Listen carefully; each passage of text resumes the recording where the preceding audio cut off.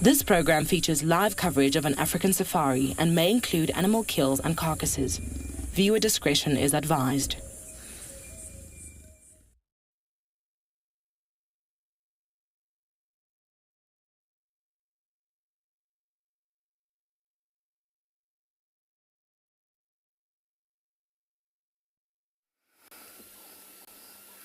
Good morning, everyone. Welcome to a hot, sticky and rather humid day here in Djuma Private Game Reserve. But at least the hyena den is active. We do have Ribbon and 2 cubbies. Very relaxed, but at least is active. So my plan for today is to stay here as long as we can. So of course, everyone, welcome on board. It's that time of day for your live safari through the African bush.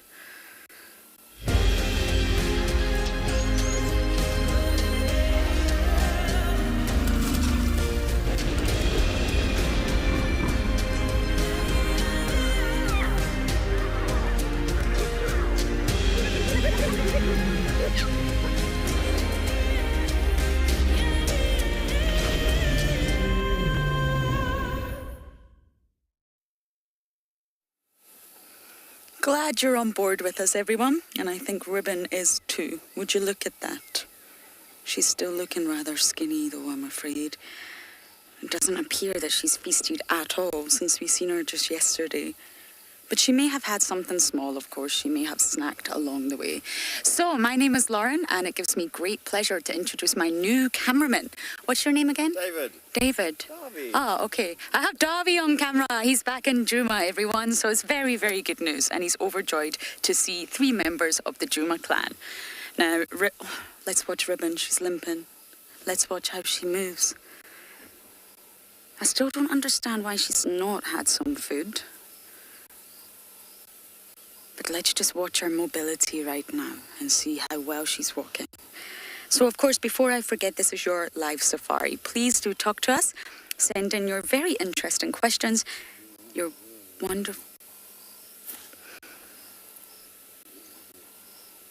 wonderful comments. Sorry, everyone, I'm just studying her walking.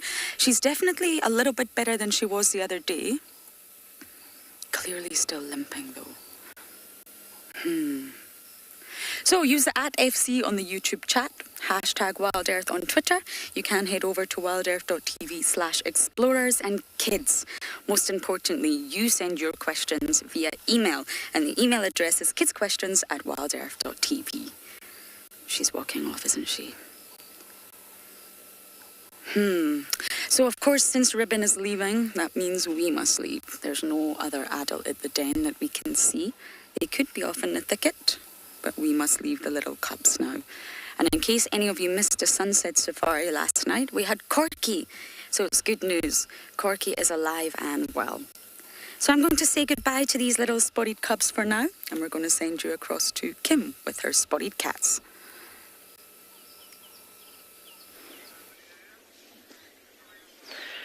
Welcome to And Beyond Panda.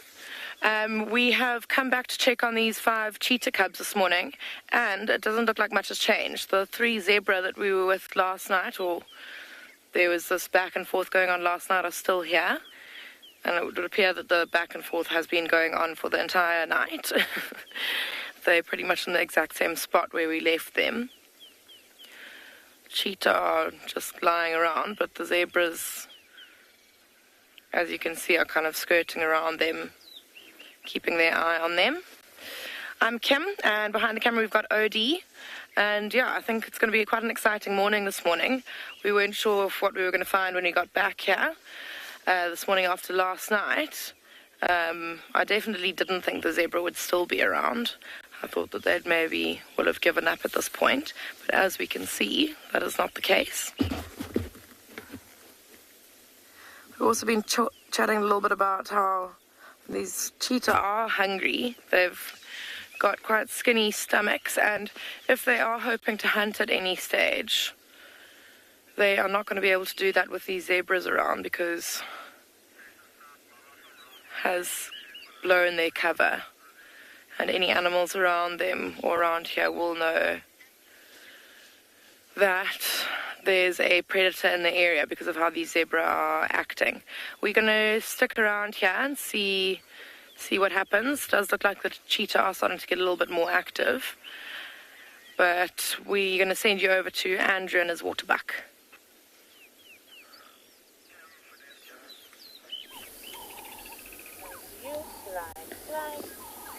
Good morning everybody. Welcome to Tswalu Private Game Reserve here where we got waterbuck. Looks like female and a male. Probably a lot of females there that have vanished into that bush.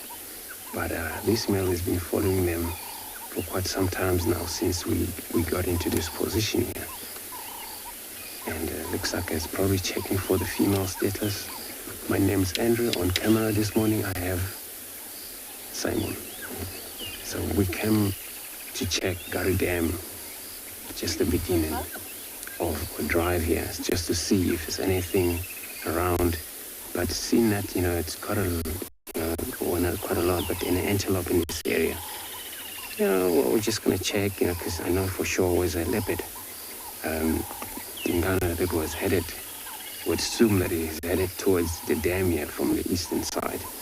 So, this is where we're going to be spending time checking around here. Remember, we're coming to you live from this area where we would like to hear from you. Communication, questions and comments, you can send them. Under the age, you can still use kids question at worldearth.tv. Also on Twitter, hashtag worldearth. And at FC YouTube channel, as well as worldearth.tv and Explorer. And it's also cool that, we participate and then we don't feel alone out here. So today, our weather, we spend on 24 degrees, 74, 76 Fahrenheit.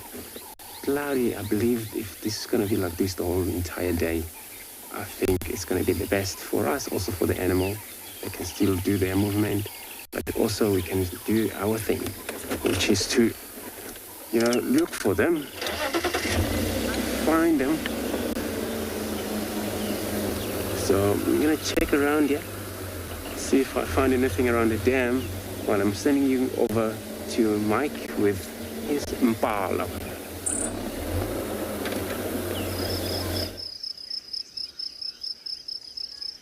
We just came over to Impala Plains to watch this big old herd of impala slowly moving across, because there was lots of noise this morning. Lots of males were making all sorts of grunting and complaining, so we wondered what was going on. Just looks like they're enjoying a nice, relatively cool morning, although very humid. It's a wonderful day. I wonder what it's going to bring. Hi everyone, I'm Mike Anderson. Behind the camera is Gert. He's back with us here at Eco Training Pridelands Conservancy. And it's a nice open area, so it's a good place for us to listen to the calls of animals. On this morning, without too much wind, sound can travel quite a far distance. So it would be a good place for us to listen out for the calls of hyenas, of which we've been seeing plenty around this open area, as well as lions and leopards, anything that might be announcing their final movements before settling down. It's about 24 degrees right now, which is about 76 degrees Fahrenheit. It's very humid, incredibly humid. That storm that I spoke about yesterday that's heading towards Mozambique, just the tip of it reaching us here. But as you can see, these impalas not too concerned about it. They are just doing their morning things. Some youngsters galloping around, using up that nervous energy from the night in the dark, especially with a bit of cloud cover like this. It would have been very dark. A few males sparring as well. Oh, 3 males sparring, that's weird. Very excited energy from these impalas. In a nice big group of impalas like this, there'll be lots of males that want to impress the females. MP, it all depends on a lot of factors, to be honest. How much food is around, how many impalas there are in an area, but this group of impalas here spread between, all the way on the other side of this clearing to over here, there must be probably about 70 impalas. And we've actually seen a group of about 100 male impalas. This group consists of both males and females and youngsters. So I think maybe over 200 impalas could easily be in a group together if the conditions were just right. Like here we have this big open clearing where most of Pride Lands is quite bushy. So that means a lot of impalas, which like open areas like this, will be flocking to this area. And I think this group is probably consisting of at least 2 or 3 separate bunches. There's 2 herds of females with youngsters and their associated male. And then there's a whole group of bachelors busy running around like crazy. So from animals that are being very active this morning, we'll send you over to Rowan, who's got a very sleepy one.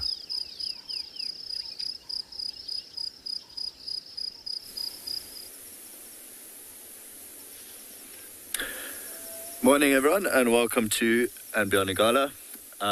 We caught up with the Rossmale, the grumpy Rossmale really.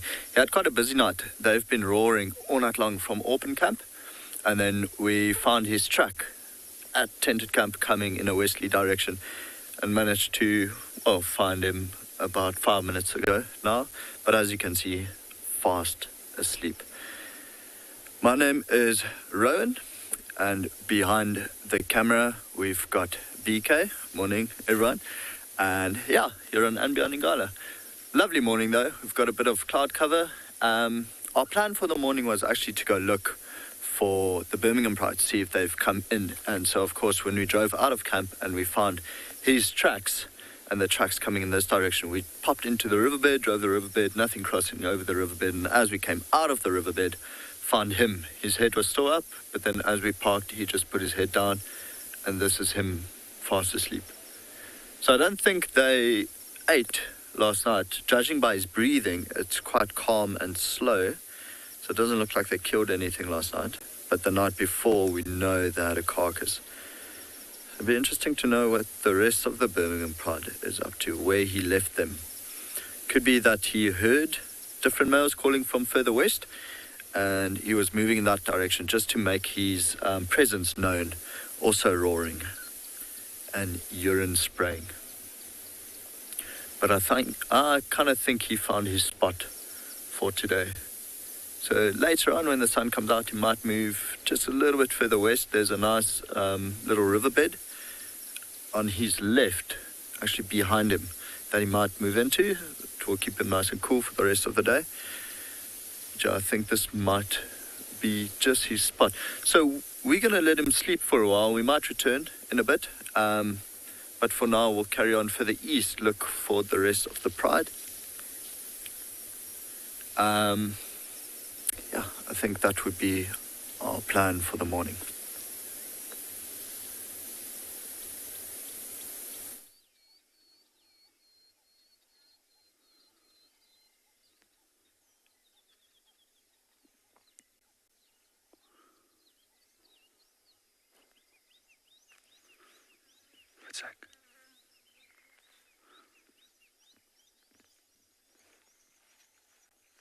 Good morning and welcome to Tswalu. At the moment we're at Shikudu Dam, just enjoying the dawn chorus. A number of different bird species are calling. We also heard a hyena calling in the distance. So quite often when animals do call, it's because the air is nice and cool and stable at this time of the morning. So therefore their call can actually carry much further. My name is JP LaRue, and behind the camera we've got Craig. And then in the distance we've also got a wildebeest bull that's just come to have a little bit of a drink. And this bull that we are looking at over here, he's had a territory in this area for quite a while now. And I've been watching him over the years, and if you just zoom in onto his face, you'll see that his face is full of red swirl, so is his legs. He's just rolled in dust. So quite often with these territorial males, they have little dust hollows, which they will roll in and defecate in. And what will happen is then that the scent of the dung will impregnate on their coat, which is also one of the dominant signals that they provide.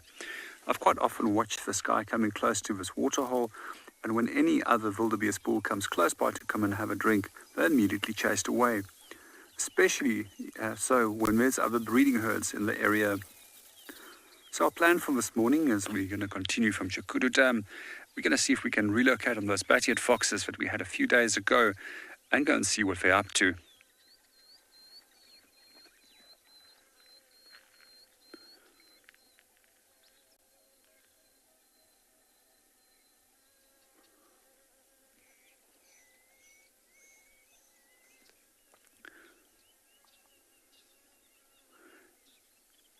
As mentioned before in one of the previous shows, our wildebeest in South Africa has become resident species that don't migrate any longer. Some of them will maybe move up to some 25 kilometers away from water.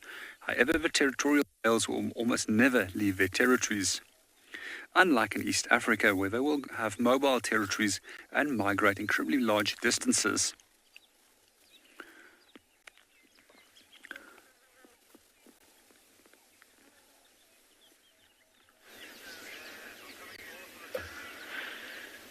So nothing much has changed. The zebra's still stalking around. Still a very, very interesting sighting though, and we're just wondering who on earth is going to give in first out of the two groups. The cheetah don't look too worried about the zebra, but like I was saying earlier, if they want to hunt at any stage, they're going to have to make a change.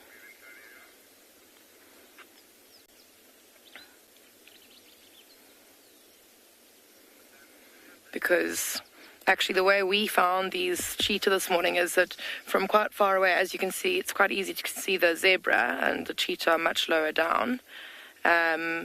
So we were quite a distance off and we saw those zebra looking as they are now, and we immediately knew that they must still be looking at the cheetah. And any other animals around here will also read that behavior and realize that there's some kind of predator here. And they'll stay clear of the area.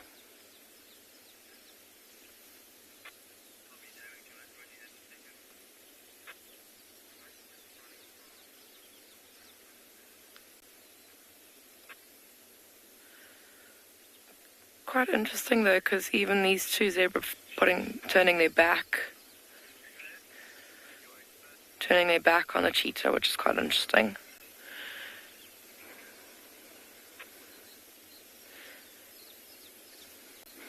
So I suppose they do look a little bit vulnerable. They're still quite young, but hopefully with there being 5 of them, there's enough of them to keep a lookout for danger that will keep them,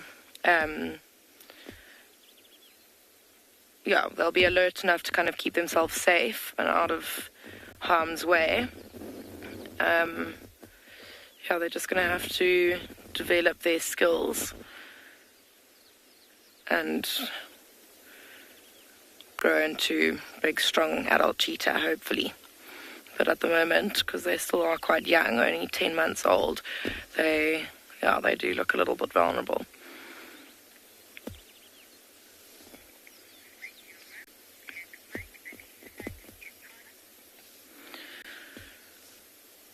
Okay, I think we're going to have to move out. There are quite a lot of people who are wanting to come and see these cheetah. Hopefully we'll be able to come back a little bit later. But at the moment, just because of how stubborn this scene has been for the last 12 hours or so, I feel it might carry on like this for a little while. But for now, we are going to send you to another live location.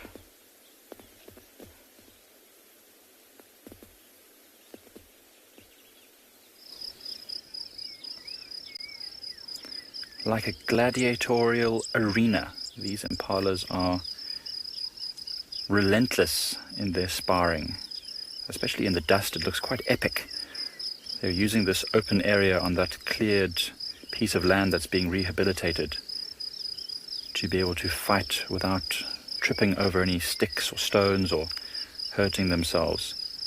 And you can see how intently they take each other on. They need to focus, otherwise it'll be very dangerous. They could easily end up getting stabbed, lose an eye, or get killed even if a horn would slash them in the neck. So it makes them very vulnerable to other animals like lions, leopards, which might be watching them, even a hyena.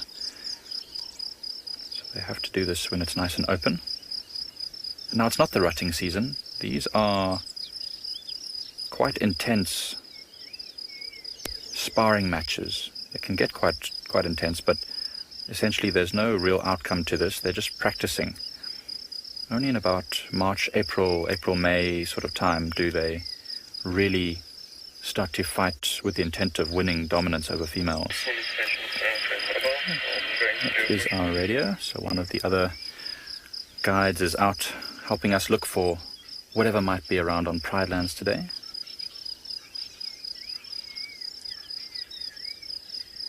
At least 3 or 4 sets of males are sparring on this side. So that's a small bachelor group. All just prancing around and practicing their footwork. And it's really, it goes from being quite dainty to being very powerful and pushing each other. Then all of a sudden they break and they'll do a bit of hopping and skipping. And every now and again they do this rocking, jumping run, which is again just showing off their fitness to each other, to say, look, even though we're fighting, look how much energy I still have. You want to give up.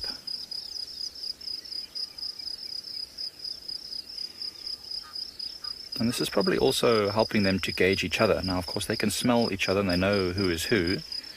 And so by sparring like this, when it comes to the rutting season, where those matches become much more intense and the outcomes mean the chance to mate with females or not, it means that certain individuals will know already that their rank is nowhere near, or their strength or skill is nowhere near the match of another one.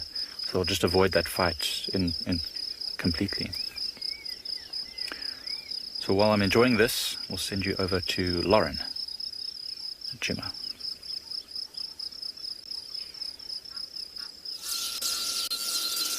I have been searching for this bird for quite some time. Marcel and I tried the other day, but it flew away. Here we have the dwarf bittern. Now it looks very much like a heron and it's closely related to herons. But you can see it's got that striped chest and just... Oh no, don't walk away. Well, at least you've got all of 5 seconds of the dwarf bittern now. You'll find them around water holes, of course, because they eat frogs, fish, and all delicious aquatic insects. But luckily we have the weavers here in full swing, in case you can't hear them already. It is such a wonderful thing to sit and watch them weave, watch them get competitive, watch them be so busy from sunrise to sunset. And sometimes you'll see the females fly in. They've got remarkable accuracy in that they fly straight into the nest. They know exactly where the entrance is, and they'll check it out. But the ones with the masks, that's the males. The females look different. They're nowhere near as elaborate in their coloration because they don't need to be. The males looking so fancy like this, they're trying to advertise. They're trying to catch the attention of the ladies, of course. So the females, they're still yellow, they're still beautiful, but they're definitely not as elaborate as the males here. Well, this is a fresh one from the very beginning. This is blade of grass number 1. Would you look at that? This is the first strand of a nest. And look at, I'm checking it out. How sweet. You'll probably finish this by the end of the day. They are said to construct a nest in 1 day. I think 12 hours is the sort of time frame. I think this is a village weaver. The southern masked in the village, they do look quite similar. But the mask of the village, if that makes sense, doesn't extend quite far into the forehead. It finishes right above the eye, and the eye will be red.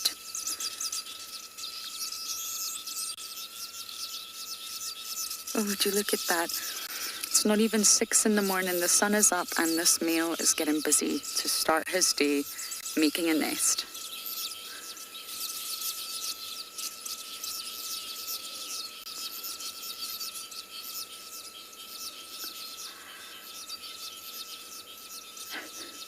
Alison, exactly that. He's laying the foundation. He's starting from scratch. That first blade of grass, Alison, you are right. That's the foundation of what is going to become an incredible, intricately woven nest.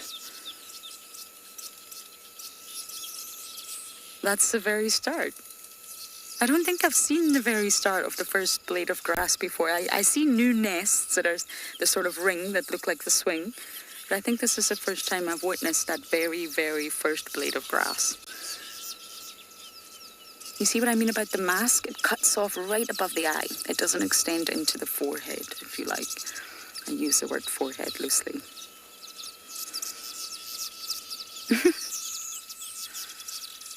Come on then, chap.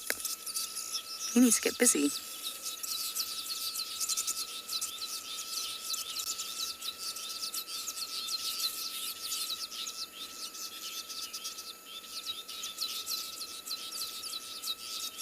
You see how delicately they're able to use their foot structure and their tails. They fan out their tails. Normally in most birds, tail feathers are quite robust. They're a lot more structured than the other feathers.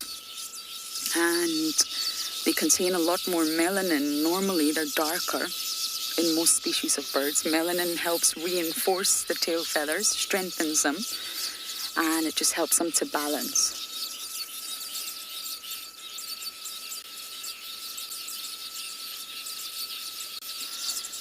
Lover of guides. Oh. I hope you're referring to all of us out here guiding.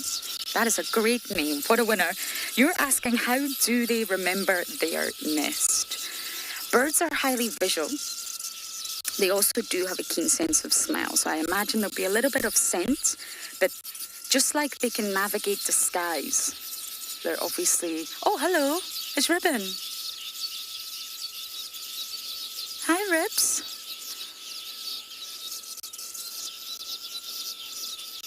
Oh, she's walking much better, everyone. I can assure you she was not walking this well the other day. I promise you she's putting weight on it. Hey, girl, where are you going? Are you looking for a leopard?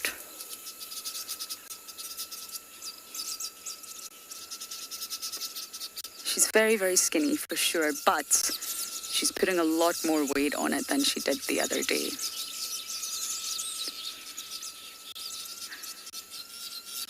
I keep bumping into Ribbon everywhere I go in this reserve.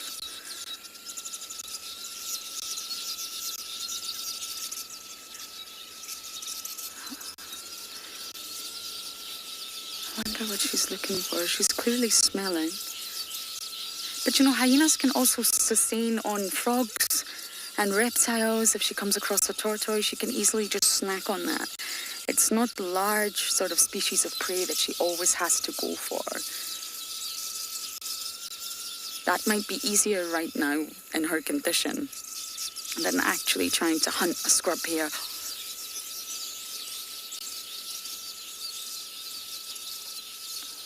She's definitely lost weight. I don't want her losing muscle as well. But you can see she's mobile. We're now at Twin Dams on Gowrie, Main. So she's came all the way from the den down to the southern boundary. I think we should follow her, Davy. What do you think? Let's do it. So yes, just to finish that question, just because they are aerial flyers, they can map out their route via vision, a skill that humans do not have. So I imagine that they will recognize their nest. They'll know exactly where on that tree they decided to hang their nest, and there'll probably be an element of scent in there too. But birds generally heavily rely on their vision. They're visual beings. Okay, Ribbon is actually crossing into Little Gowrie, a boundary where we cannot traverse, but let's just watch her for a second or two.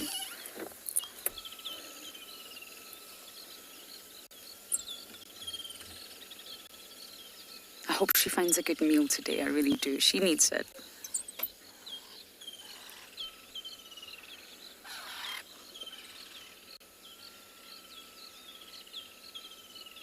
But with scavenging, as many of you know, it's not a bad thing at all. But they do have to wait. They do have to have patience. So it would be really beneficial for her to come across something that she could eat straight away. So I'm going to continue my bumble along the southern boundary and see what else we can find.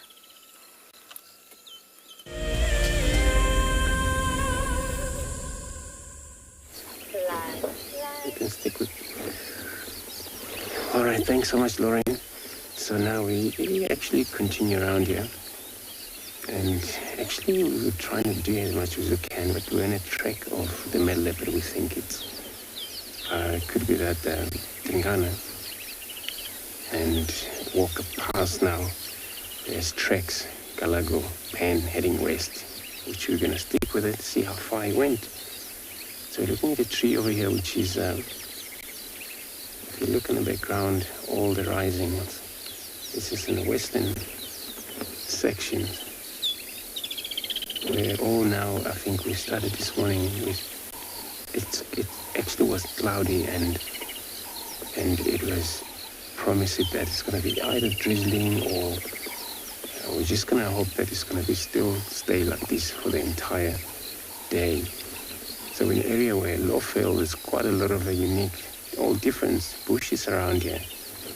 And starting from these quarry bushes that we trying to move away from them. So all of these bush, magic quarry bushes, but also combined with so many of the other Combritum family trees, which is all russet bush wheelers, and also red bush wheelers. Some of the leadwood as well as Acacia nigracis, which is knot thorns.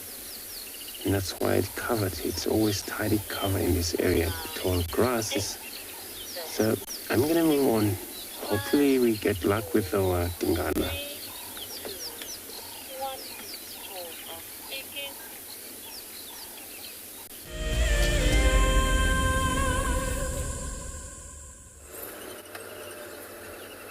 Now we've just had an update that a leopard and cub, I don't know who, crossed into Djuma from Twin Dams. Now we are at Twin Dams, and we have been for maybe 10 minutes or so, and I don't see the leopard. The only thing that's going to work against us today, oh look at that little grebe all on his own. The only thing that's going to work against us is we can't actually drive the Mulwati yet, unfortunately. It's not been given the go-ahead since the rains. It's still quite waterlogged. Other areas have been given the go-ahead, but not the Mulwati itself.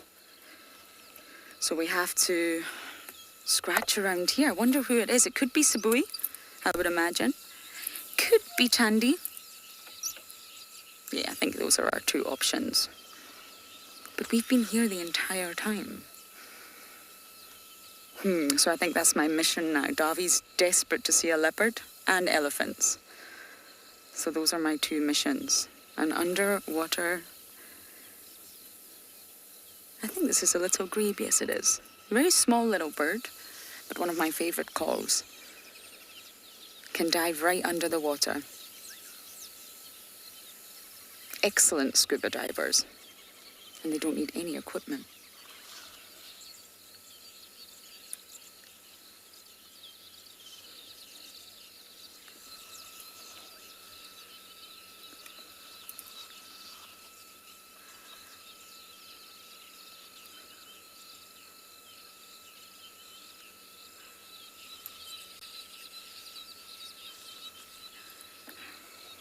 Look at the water, it looks like glass. Sandy, you're asking about the weavers again. We'll put the weavers on for you. I'll just go a little bit forward. The males do fight. It doesn't get too physical. They open their wings and they will shove one another off if someone tries to steal their workmanship. If they try to come in and steal their nest, they will fight. This is the time for the weavers. They call, you can hear them. They're busy, they don't want anyone stealing their hard work. And I have seen two males sort of shove one another off the branches. But I mean, it's not a fight that's as aggressive as it will get. Normally the males like to create their own nest. They're very proud of their hard work. Because in the end, that's what leads them to success. That's what gives them greater fitness. These nests, the females choose it, and it leads them to success.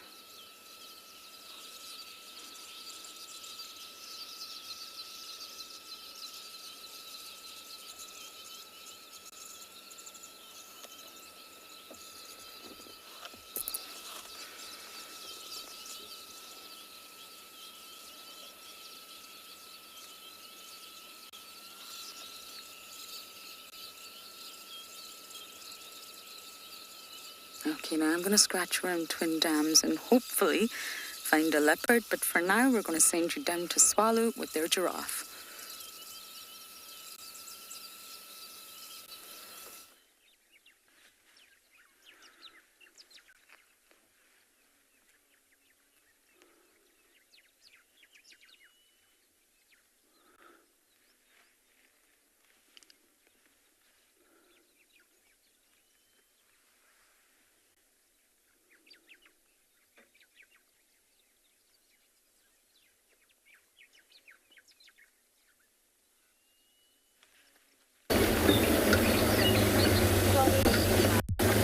Sorry, Tswalu.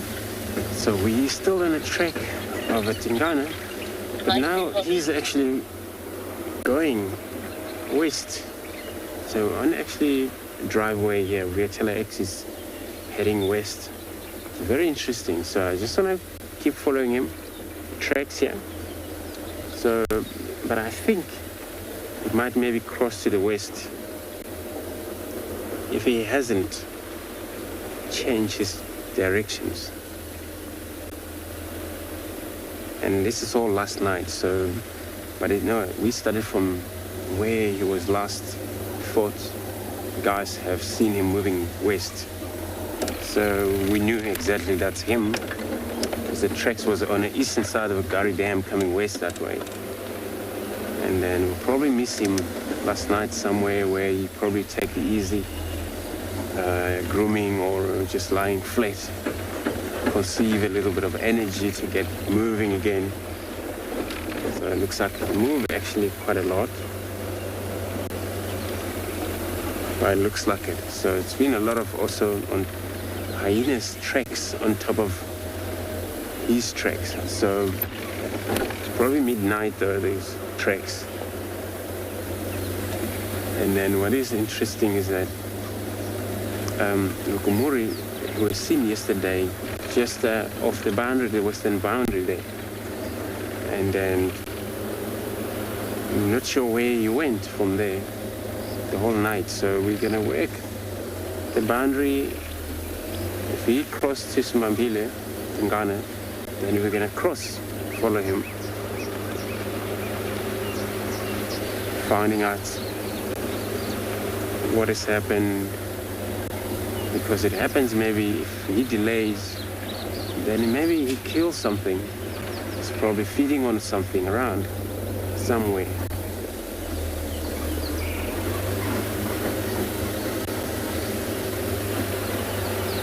It's so cool that leopards, when they're mobile at night, it's all about a hunt, but also doing other activities.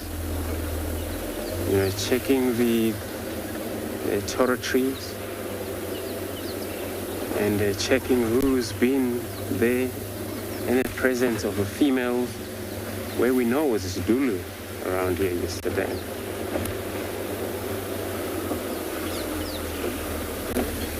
Track's still on the road, so it looks like he was not actually hunting, but it looks like it. Because this is a driveway and he doesn't actually move off-road or anything. So he moves straight, so it's a straight movement that he was doing.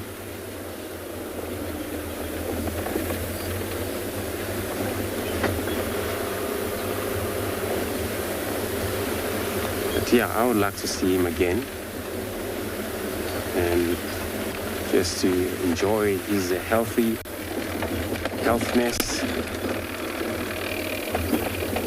coat he's got, well, he still have a beautiful coat. What I just saw the other day is not. A lot of time when the leopards getting old, their coat.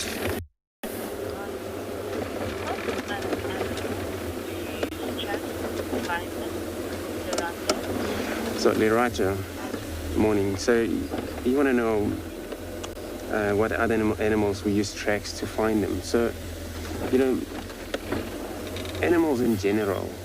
I know we don't track so much on impalas, those, because, you know, so animal that you need in the time to see it. So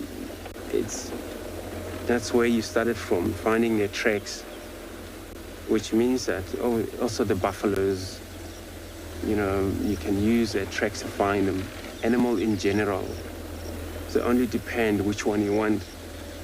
So, but, you know, out here, we tend to follow so much on leopards and these lions.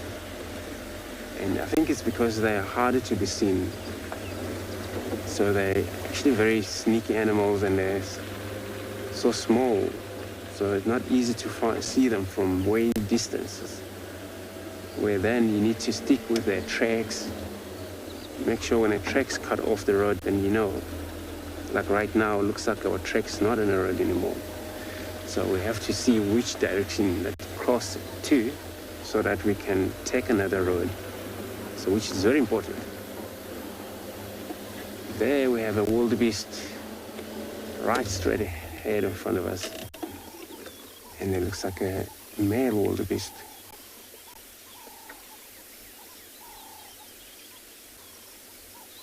Looking at us. I'm just gonna check what he's doing, maybe, because also it's an antelope, big antelope. But if it's a danger around here, they can also tell us, or we can see that animal is not happy.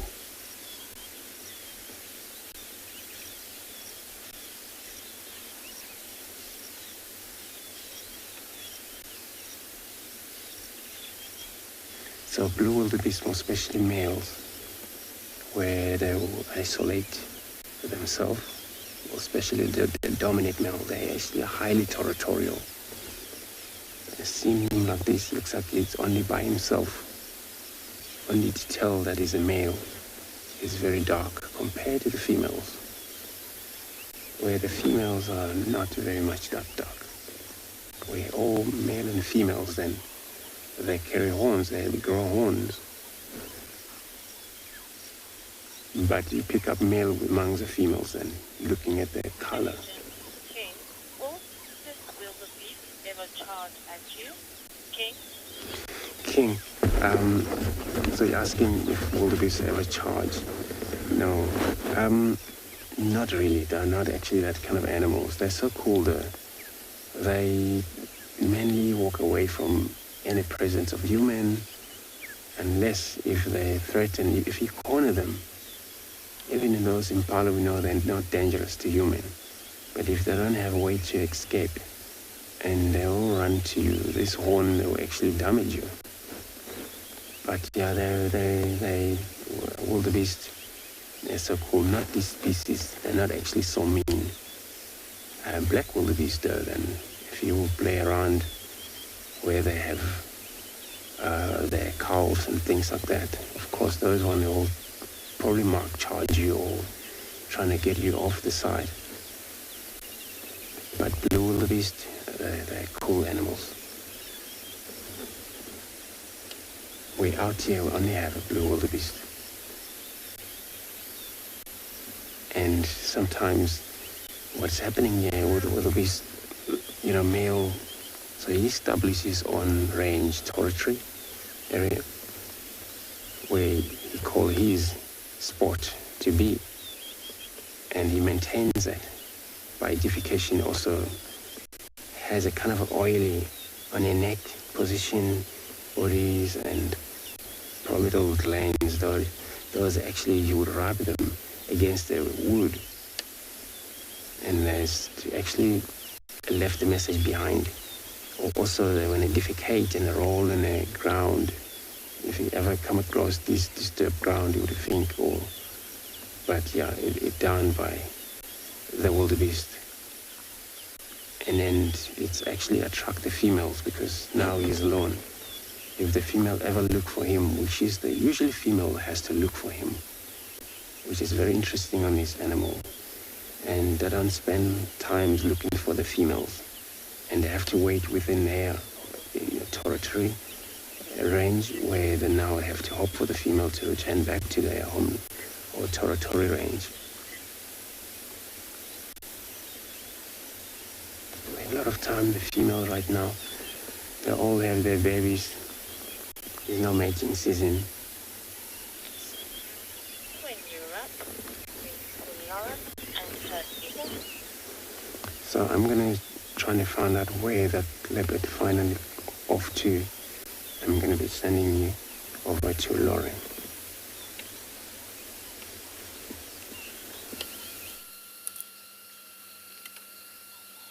Can't pan anymore. No, we can't go live.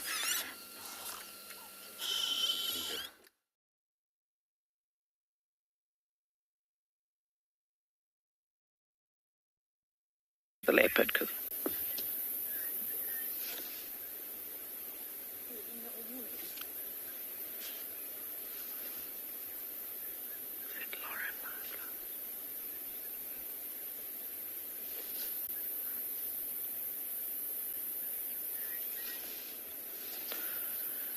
so we've come back and found these lions, same ones we were with yesterday.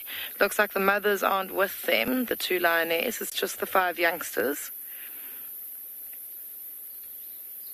And the lionesses have possibly gone off to hunt and left the youngsters behind. We were chatting quite a lot yesterday about how the mothers looked quite skinny, and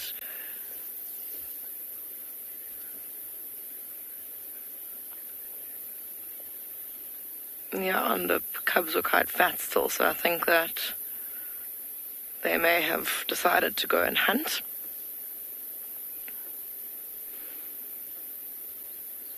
And when they catch something, if they want the cubs to come and feed, they'll come and fetch the cubs and take them to the carcass, wherever that may be. So if they're successful, if they were successful last night or even throughout the day, then at some point these cubs will be fetched by their mums or by their mothers and taken to the carcass. But until then, I think it's just going to be a very lazy and relaxed day for these 5 cubs.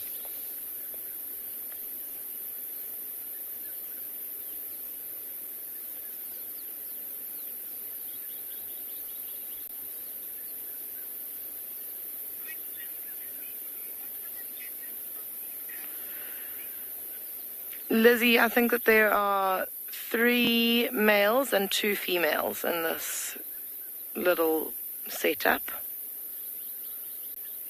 I will have to just double check that, but I'm fairly certain.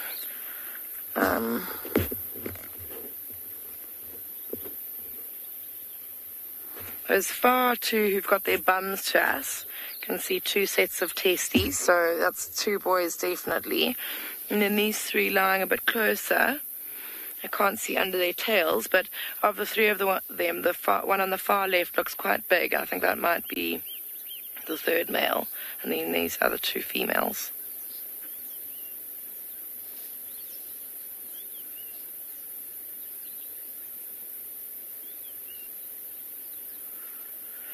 At least we've got the attention of one of them.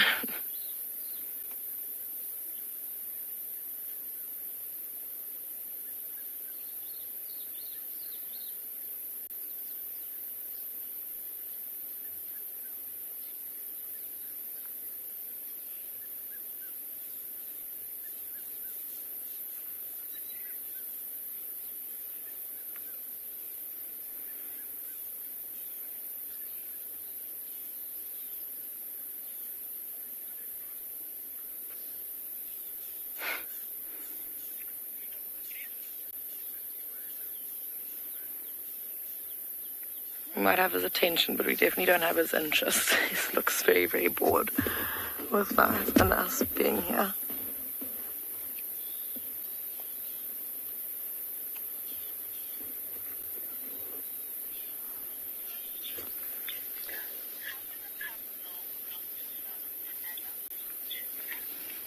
Jessica, it'll just be a little bit of a behavioural kind of sign from the mother. The lionesses will, it'll be, their behaviour that shows that the cubs must stay put. They have a few contact calls that they use where they like vocalise to one another, and often that'll mean, okay, come and follow us now. But I think that the cubs kind of know when the mothers are ready to hunt, and then they know that that's time for them to stay behind. And it'll just be behaviour, just like when we're watching a animal and it's walking along, happy days, and then suddenly, even if you can't see the animal, you'll see its whole demeanour changes, its ears change position, its shoulders become all hunched, it drops its head. So that behaviour tells us straight away that it's spotted an animal and might be going into hunt mode.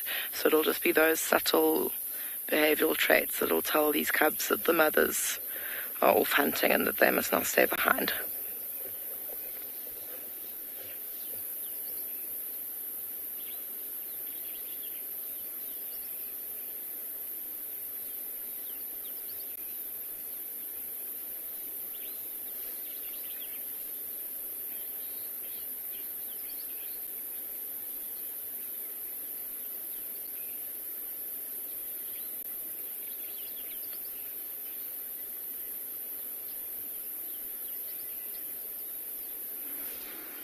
You can see, I can't really tell because they're all facing the wrong way, but this one closer, it's still got quite a fat belly, but it's already gone down quite substantially since yesterday when we were with them.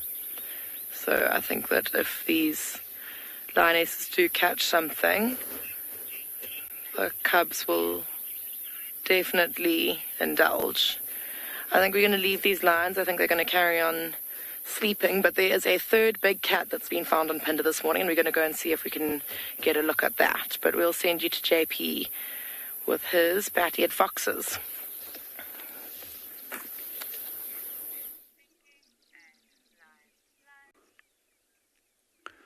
Good morning and welcome back to Tswalu.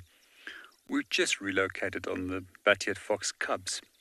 We see that they've just moved their den a few meters, a little bit further to the north of their original position. Most likely, they were overrun by lice and fleas that made life a little bit uncomfortable for them, and therefore they decided to find a new den. We can just see the little ears of the pups sticking out. The adults are also somewhere around, just hiding behind the vegetation. We're just going to sit here and watch them for a little bit longer and see what they get up to.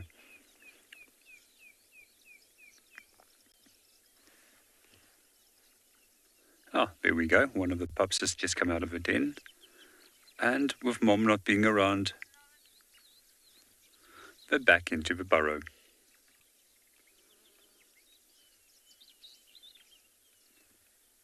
Inside Bungalow, what? Copy, she's static. I'll keep you updated. She heard the word live and flop right over. Thank you, my darling. We have Tlalamba. She's in the Mulwati, and we actually got permission from Juma to drive the Mulwati. So our vehicle is slightly different from the others in that, well, it gets through the most difficult situations. Sometimes it doesn't always get through.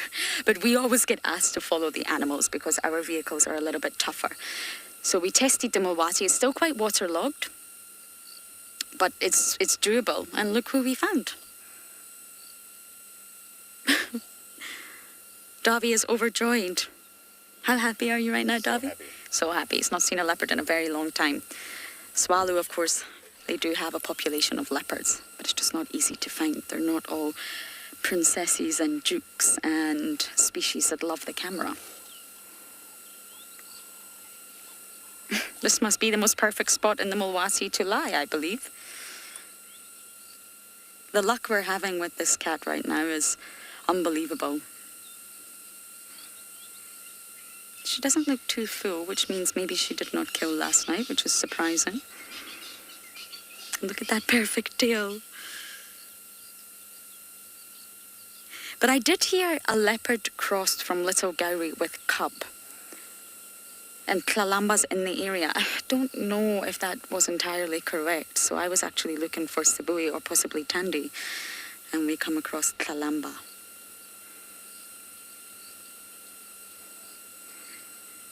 Looks like she has a busy night.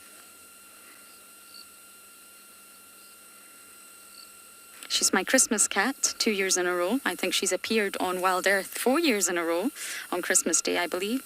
And, well, she's clearly my New Year's Eve cat. Hogmanay, as we call it in Scotland. Any Scottish people who are watching will know exactly what I'm talking about. Others, probably not. But it's the last day of what has been an incredibly tough year, and Tlalamba's here to celebrate it.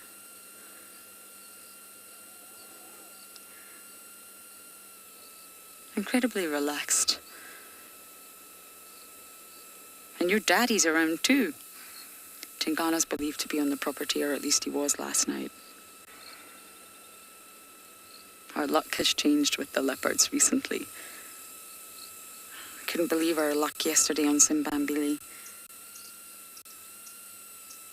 Considering how thick and how dense the vegetation is, it's really surprising that we're actually finding any leopards.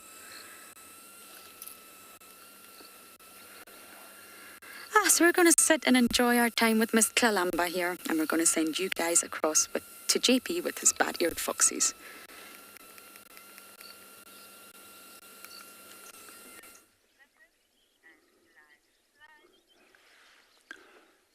Good morning and welcome back to Tswalu. We're still with bat-eared foxes at the moment. The pups have just disappeared underneath a den. However, the adult is lying up at the back. I always find it amazing how perfectly still they can lie and how quickly they can blend in with the environment. And you can barely see them. We're very, very fortunate to be able to view these pups at the den at the moment. Quite often when bat-eared foxes do see us approach with a vehicle or on foot, they immediately tend to run. They tend to be very shy. In general, if they are resting in the daytime and we walk up close by towards them, if we didn't notice them earlier, they tend to lie flat down and wait almost until you're right on top of them before they run off.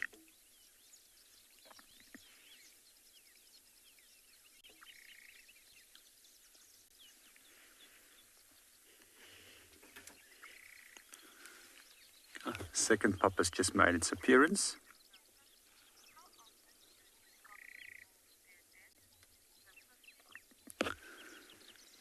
Good morning, and to answer your question, how often do they move? Sometimes not at all, and then at other times in a more regular interval. It's also probably to do with the season and the amount of rainfall.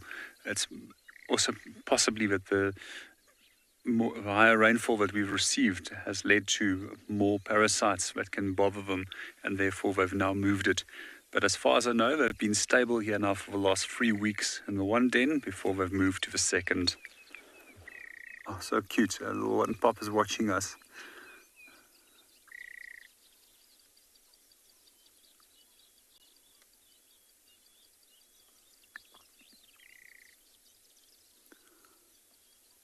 The faces are full of sand this morning, especially with the rain and the swell being wet. It seems to stick to everything.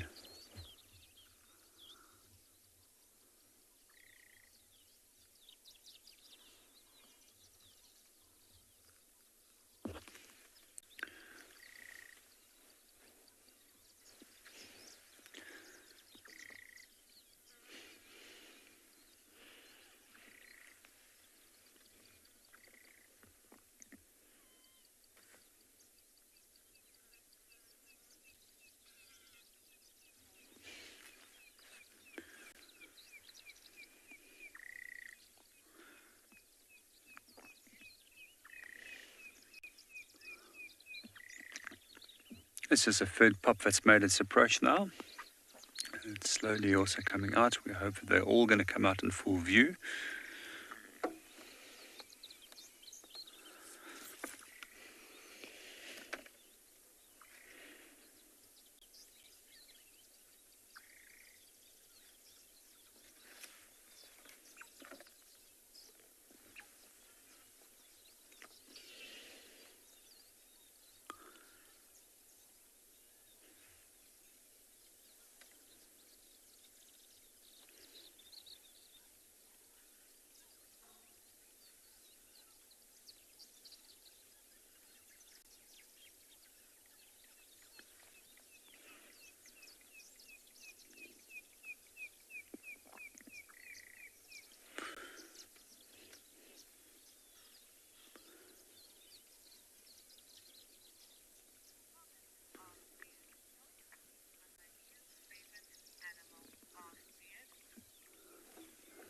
Good morning, Afbeard. I'm glad that they're your new favorite because they're definitely one of my favorites.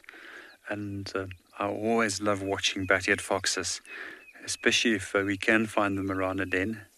And especially when they are being playful as well. So quite often we do find them that they play with one another, especially even the adults will play with one another at times, which is quite a unique behavior amongst adult animals.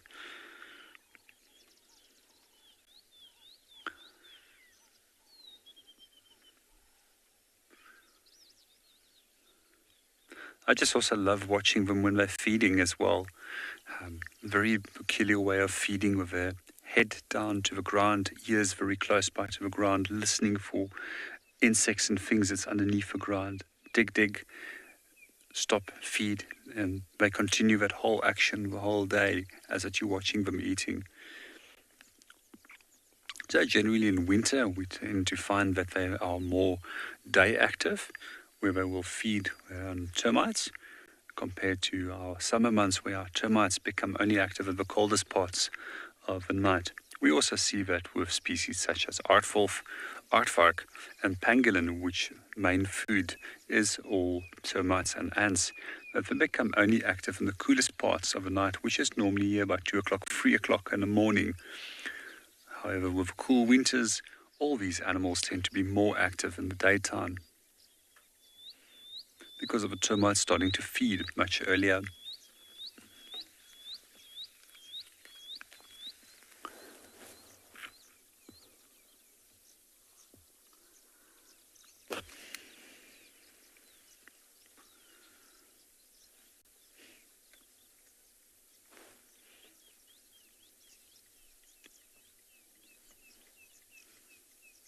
Something has just caught their attention and all their little ears are pinned straight towards something that's bothering them at the moment. It's possible that it's another aardwolf coming in. Ah, there we go. Sorry, there's a bat-eared fox that's come from a distance. We're not sure if it's a related individual, and they're very, very focused on him. And the pups have just disappeared underneath in the burrow because of the stranger that has come close by to their little burrow system.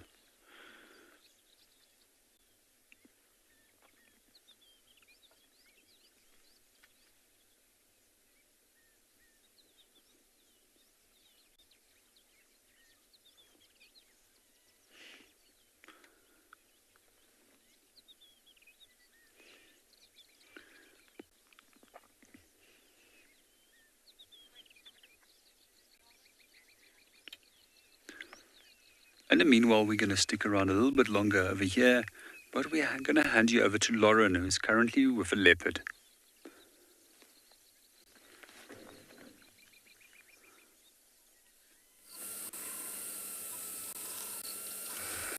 Unfortunately, our leopard has walked behind the car. We've just had the most wonderful... Davy might be able to get her now. Don't want to turn on the camera don't want to turn on the car, sorry, just yet. Want to give Kalamba space. Excuse it, Ariel. Now, she's just spent the past 10 minutes eating grass. It was the most wonderful thing. I've never seen Kalamba do that before. She's just been eating the grass quite happily. All along the embankment of the Mulwati. Oh, now we're going to lie down there. Okay. So I think she's far enough away for us to reposition. Bear with me. The Mulwati is still quite waterlogged. I'm going to try and do a U-turn here.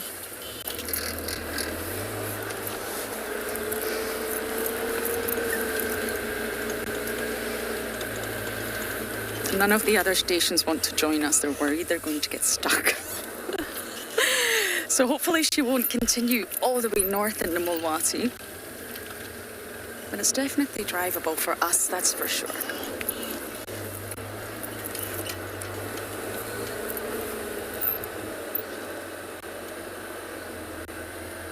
What is she doing? What is she doing? Is she going to vomit? I think she's got a sore tummy and that's why she was eating grass. She's going to regurgitate. Yeah, there we go.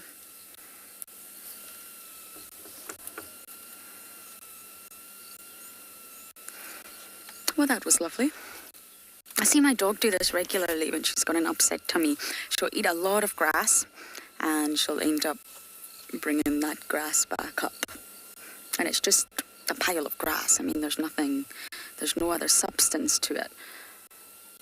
But we always believe that it helps her tummy. And I wonder if Talamba's doing the same thing. Maybe she's not feeling so well. Okay, this may not be the easiest of missions. But let us try. I'm going to have a look at that vomit as well. I know that sounds unpleasant, but it will help us understand what she was doing.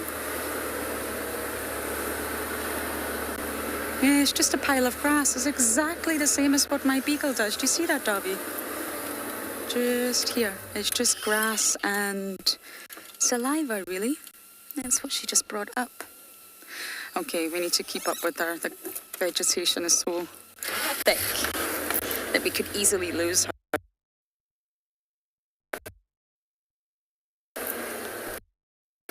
Okay, here, figure how to for this. We're going to send you across to Kim and her impala. We've come across a very new little impala lamb and its mother.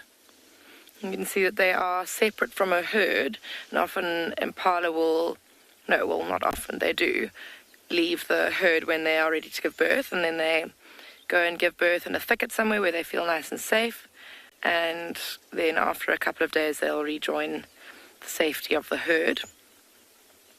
And this one is tiny. I think that it was probably born last night sometime, or maybe yesterday.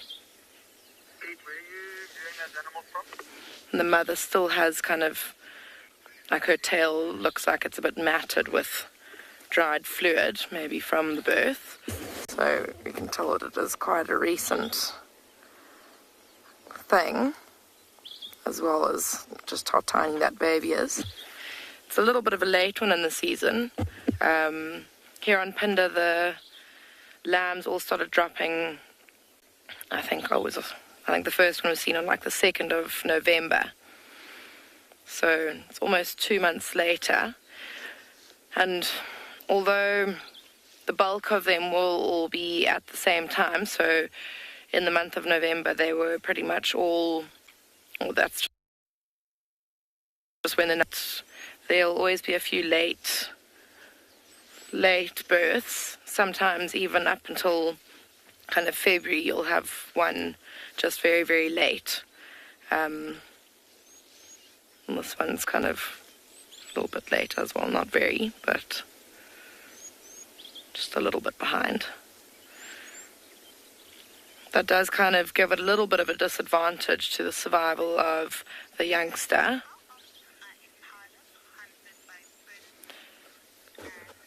Because now this impala will definitely be the youngest lamb and maybe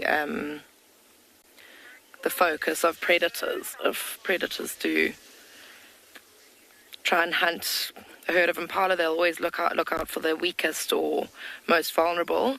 So the purpose of having all the impala lambs at the same time is so that they're all equally as vulnerable as one another, and they have their chances. A little bit young one, then obviously that will be the one that's the most vulnerable. So a little bit of a disadvantage having the youngsters. Well, the earlier ones and the later ones are always going to be a little bit more vulnerable than the ones that are born with the bulk of, or just with most of the rest. But we've just had a question about how often baby impala or impala lambs are eaten by predators, and I'll say at this time of year very often. It's such easy pickings for predators at this time of year when there are so many baby animals around, not just impala lambs. So even though we do see of these small animals or baby animals around this time of year, that number does slowly drop, and it's quite a noticeable drop because most of the predators will live off of these young animals just because they are so much easier to hunt than the older or the adult prey species.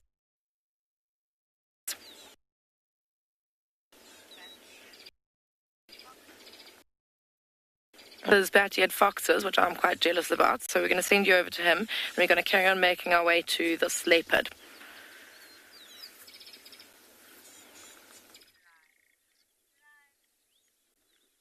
Good morning, welcome back to Tswalu.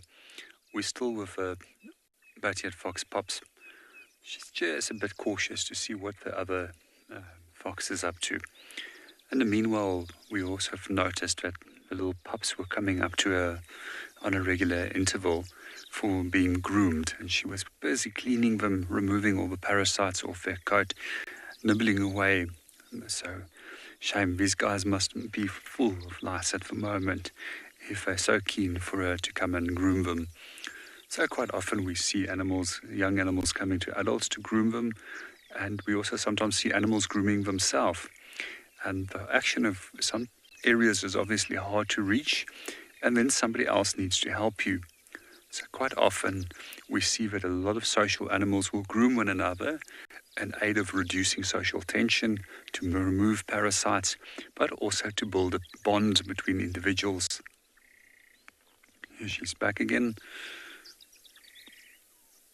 It's amazing how quick they are for their small size.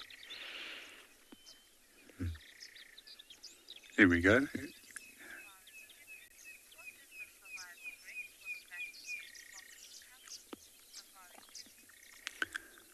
Good morning, Safari Kitty. I'm not quite sure what the rate is, but I will see if I can find something for you and then get back to you on that.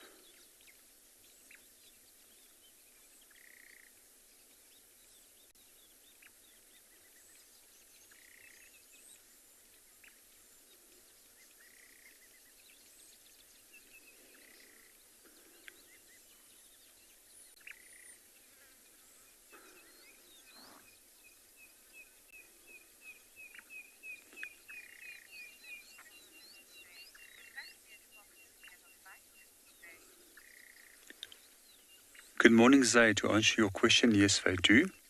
So if you have different groups that come into one another's space, they do often become aggressive towards one another. Also, when we do have individuals that are fighting for mates and to gain dominance for a mate, they also might fight. However, we do find that with bat-eared foxes, they are monogamous. And once they've formed a pair, they tend to stay with one another for life, or for a prolonged number of periods. Should one of the mates die from natural causes, then it will be replaced by another individual.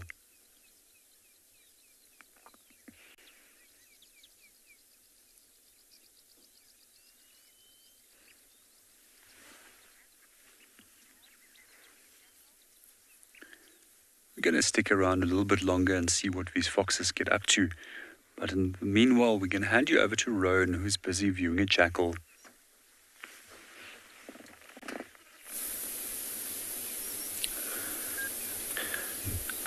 So here we've got two black-backed jackals that also fight because of territory.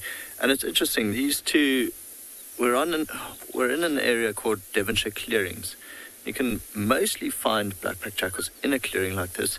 There'd be small termite mounds around, which they could turn into a den. But I was just thinking, and I was chatting to Vika about this, is that I've never seen these two with youngsters. Quite nice in colour though, very, very pale as they go. So they stick out quite a bit in the green grass. You can see they're almost taking in turns to lift their heads up. Just every now and then looking around them, seeing that there's no danger, there's no issue, no predators coming their way, but also listening intently for any sign of a kill, maybe a carcass somewhere. And they are mostly scavenger animals, these black-backed jackals, Although I must say now with the impala lambing season, it wasn't too long ago where we actually saw a couple of jackal take down an impala. And sadly the impala got stolen by hyenas, being a larger predator, larger scavenger, and the jackal couldn't finish it. See the one in front, the eyes are starting to close. So the sun actually didn't come out. We now have cloud cover all across, and it seems like the majority of our animals are rather lazy today, just relaxing and lying down, much like the big male lion we saw earlier. Good news is the pride did cross into Ngala, so we've got a few trackers tracking them at the moment. We decided to get out of the area a little bit and head further west to see if we can find the lioness with her two youngsters, the older youngsters, and then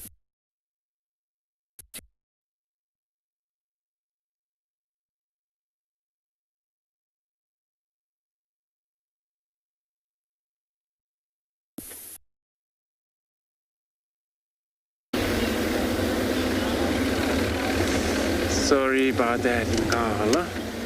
So, an update about that leopard track we were following. Looks like it crossed to the west, but not where we can go. And so we have to leave the area, check for something else. And the lions, there's no update about them.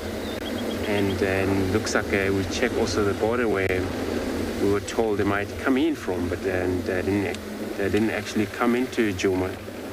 So we're just going to check for anything else. We have to believe that there's got to be another leopard around. Since, the west, Hukumuri must be there, and then we believe that we might see Tingana coming back, or both of them coming back soon. If they ever bump on each other, that's the way then the fight is going to happen.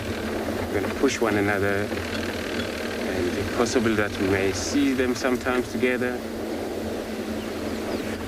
or they're going to come back home alone. So he pushes, and he stands, which is great. So he's not actually letting anything go down. He's showing his power. It's the only reason he returned back to the west. So it's good that we know he's in the west already. So next time we look, we would expect him to come back from the west to the east to Djuma. So now we're going to check a few water holes to see if there is anything drinking, anything we're going to find. We're going to share. Not sure what happened to the pride up north, Kalamati. Maybe they're still in Manyeleti. Because there hasn't been an update since yesterday about them. So it happened back in Manyeleti, that side.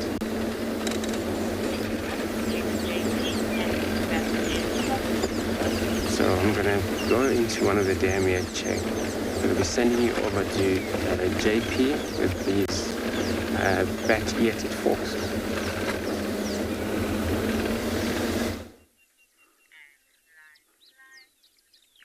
Good morning, welcome back to Tswalu. We've just watched the adult bat-eared fox becoming a little bit more curious about some insects that's moving around. And we have also just noticed that the pups have become a little bit more confident in their movements. So we just want to come back to a question that Safari Kitty had a little bit earlier. And with regards to the mortality rate for these cubs and success rate, I unfortunately can't find anything. However, we do see that they are weaned at a very early age, anywhere from 4 weeks of age, and that they are considered as adults by 4 months of age already.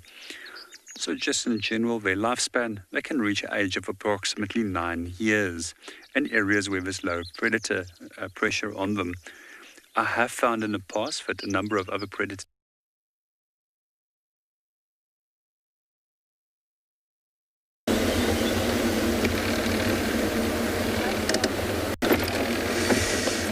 Sorry about that again. So we're driving down to Treehouse Dam, where we'll check anything that might be around drinking this time of the day. It's actually not cool for most antelope. Sometimes when I want to drink, this is the best time. But it's actually quite a lot of waters everywhere. These all natural pens, those made by buffaloes and elephants and rhinos out there, still holding a bit of water for the animal to drink while they're out there. So many of the animals, they delay to come to waterhole or bigger waterhole to drink because they get water wherever they go, which is great. This waterhole that we have here, many of them, since they're all man-made, so they're so beautiful. They hold enough water for several months before the whole winter, then still carrying enough water for the animal. Where those natural pens, they're more likely to dry out because they're not that big. And animals, they still have water in these big lakes we have around here.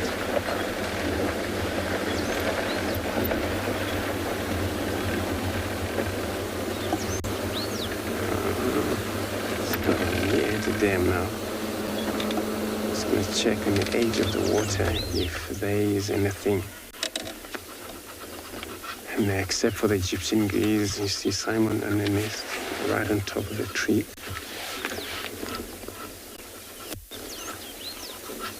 It looks like we've got an Egyptian geese over here sitting on their nest.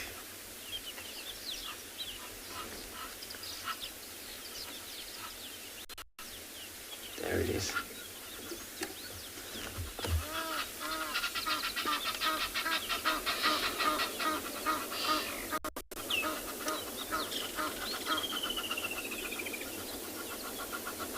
Probably what is happening there.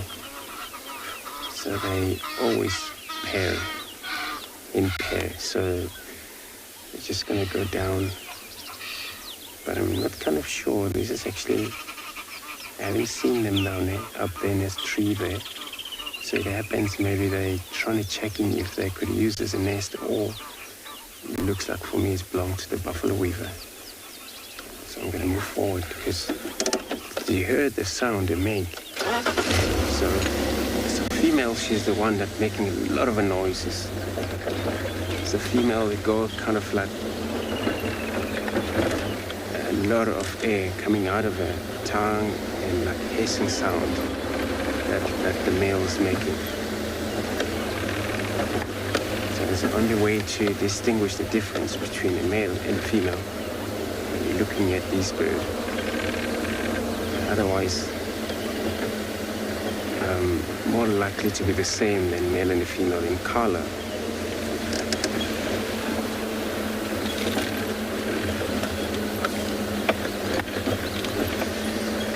So this is a tree house dam. I'm not sure why do they fly down here. It's because of that. We heard another sound of other Egyptian geese somewhere. It happens, maybe that's why they flew down. Because any other present of arrival here, other Egyptian geese, especially those males which they don't have their mates with them, they're more likely to fly and trying to fight other males. Those are in pair already. So the male over here won't like that.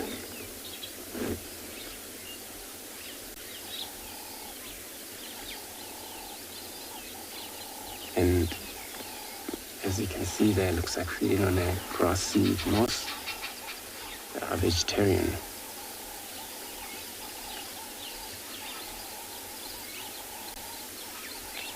When you rest, hold off thinking.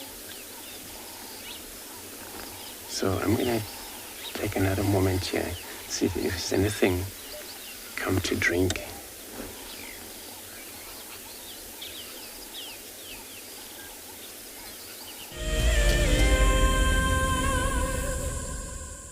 Join our Explorers program so we can keep on sharing nature with the world.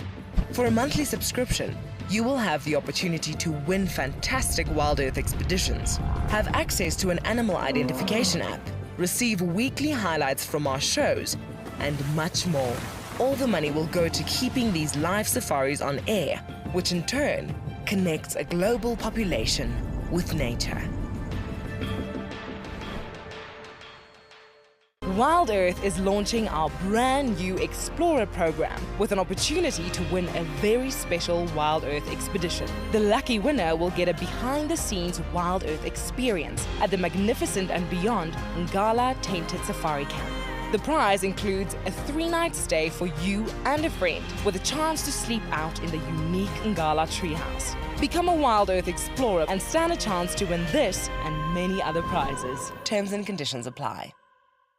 My name is Lauren, and I'm currently working in Djuma Private Game Reserve here in South Africa. I love answering your questions during the live safaris. It's my favorite part. It feels like you're on the vehicle with me, and I'm able to teach you exactly what you want to know. If you want to ask a question on Wild Earth, then you need to register on our website. Once registered, you must go to the live safari page and ask your question below the live feed. Hello, boy. You are a monster. And he's coming right up to us. Hello, boy. Oh, settle down. Settle down. He is very, very close. He's pushing his trunk against the car. You can feel the car moving. Hey, hey, hey, hey. Stop that. Expect the unexpected here on Wild Earth daily.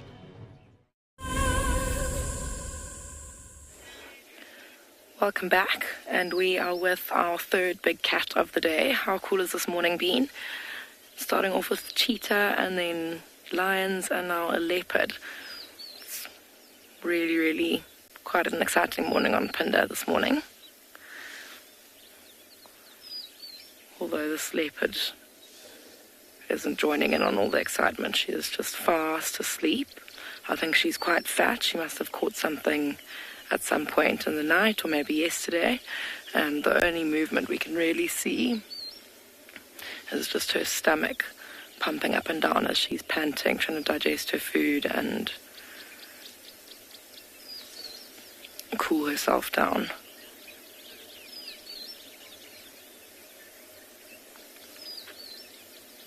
You can just see whiskers and a little bit of her chin hairs. She's in a very, very thick tree at the moment. There's lots of branches and leaves in the way, but you can imagine that that's quite a nice spot for a leopard. Nice and shady and dense and private. And probably with a little bit of breeze flowing through, filtering through the leaves. Perfect place to sit and digest a big meal.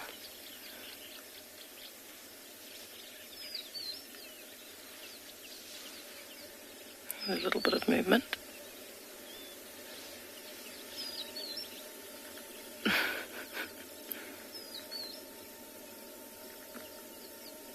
Just repositioning.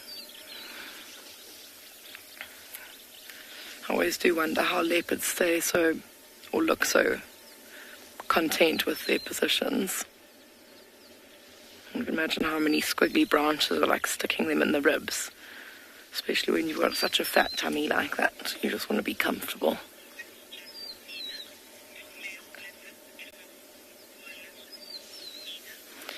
Nina, no, male leopards do not form coalitions. That social behavior is unique to lions and cheetah.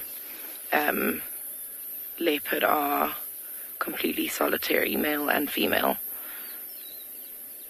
They'll spend most of their time alone, unless obviously they're mating, and at that point they'll meet up with a animal of the opposite sex, and then they'll spend a couple of days together where they mate, and then they'll go their separate ways.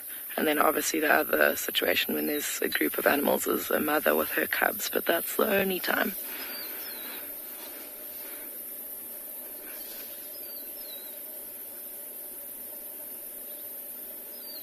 There you go, you can just see her stomach pumping up and down with the effort of digesting whatever she ate last night.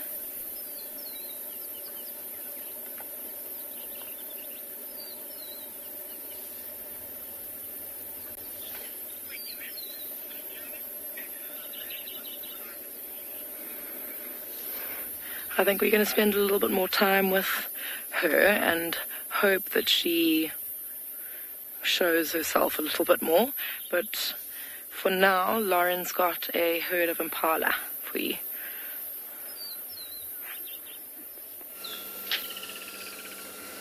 Kim, I actually think this is a great spot for your leopard. For any leopard.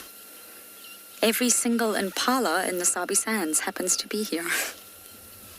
It's a sea of impala.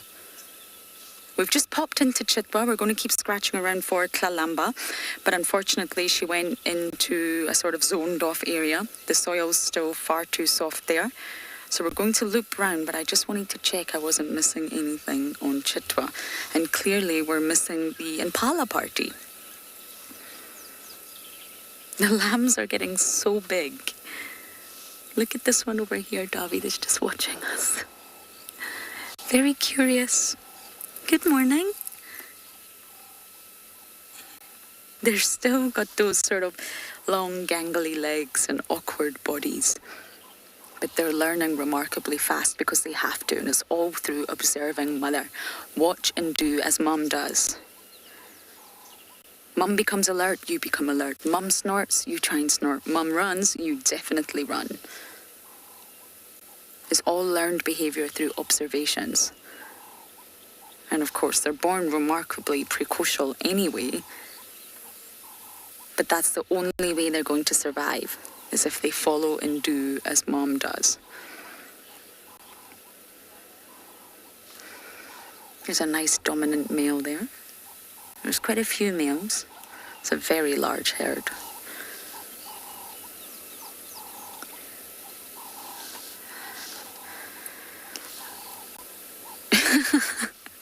Jonathan, why didn't I think of that? Yes, you're right. It's the Impala end of year party. They're celebrating Hogmanay, as they should. Enjoy, guys, you made it. They've survived through all the storms, the most awful storms we've had, the high density of predators we've got everywhere, and here we have the Impala end of year party. I have noticed though the lambs are extremely relaxed around vehicles. We can get very close. There's a little crash happening over here, Dobby, and that slightly worries me. Impala should run away, even if it's only a vehicle, but they're very relaxed. And of course, in a herd this size, it benefits them greatly. And from the outset, it sort of looks like altruistic behavior, but is it? Is it really altruism? Are they really looking out for one another? Sadly, they're not. They're looking out for themselves. It's actually selfish behavior. Ouchie, oxpecker, wow. Mothers possibly would look out for their offspring, but really, by diluting yourself in a large herd like this, you're increasing your chance of survival. It's less likely going to be you that gets plucked off by the predators. It's a dilution effect. They're not really looking out for one another. And by them snorting and alarming when they see a predator, yes, it greatly benefits everyone, but that means that others will copy that behavior. So when another individual alarms, it greatly benefits you.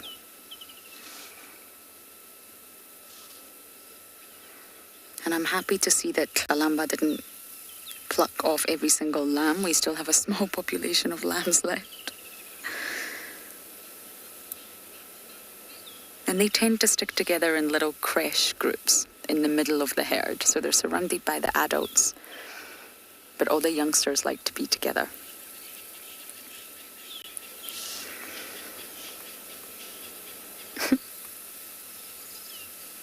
Now, I don't know if any of you remember last summer, but we were noticing a lot of floppy-eared impala. It was bizarre and almost unexplainable. We didn't really know what was happening, but a lot of the lambs had floppy ears. The ears had almost not formed correctly. The cartilage was flopped over. And we found one, and we called it, guess what we called it? Floppy ear, yes. And we were overjoyed to find this little lamb. And we saw floppy ear everywhere. And then we realized, oh, actually, there's lots of floppy ears. There were so many impala lambs that had their ears flopped over. And this year, surprisingly so, I haven't seen one. Not one single impala lamb with floppy ears. This one might have a floppy ear soon, though, with the rate that oxpecker's going.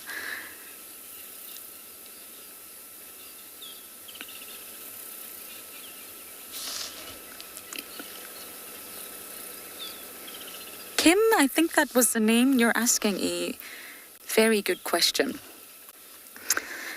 I am going to guesstimate pushing 100.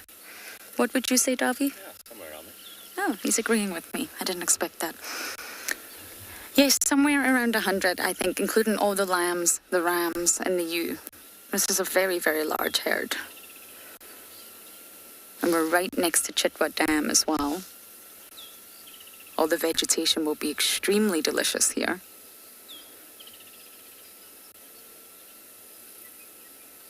Oh, we've got some suckling going over here. Look, this little lamb suckling from mom. I always think with the impala, it looks slightly, painful. It may not be, but it definitely doesn't look like a pleasant experience for mom.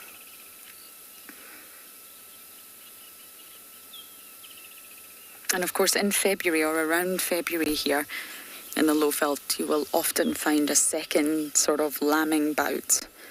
And this is the ewes that potentially got pregnant a little bit later. And they normally drop their lambs around February. Okay, we're going to scratch around Chitwa Dam, see if we can find anything else. And we're going to send you guys down to JP.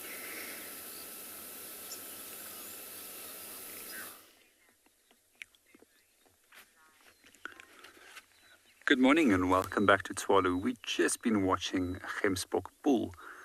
The poor guy is also infested with parasites at the moment. In his case, it is louse flies that are actually bothering them. And these flies have got very well adapted feet that hooks onto the coat of animals, and it's almost impossible to remove them. I've had one of them almost in my ear once before, and one of my colleagues had one as well. And it takes a little bit of work to try and get them out. He's really not happy with them. He was also trying to roll in the soil to get rid of them. So we often notice this bull on this little patch. When we come past here, Gemsbok bulls very seldom will actually leave their territories.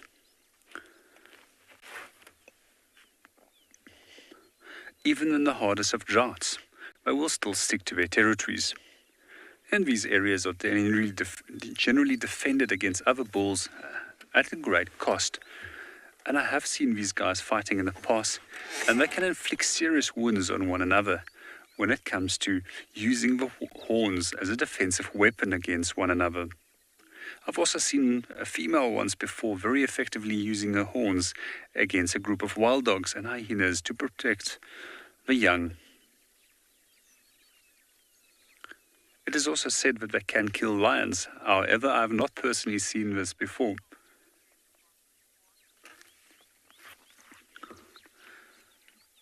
Good morning, lazy boy. If I remember correctly, they can get up to approximately 1.2 meters in length.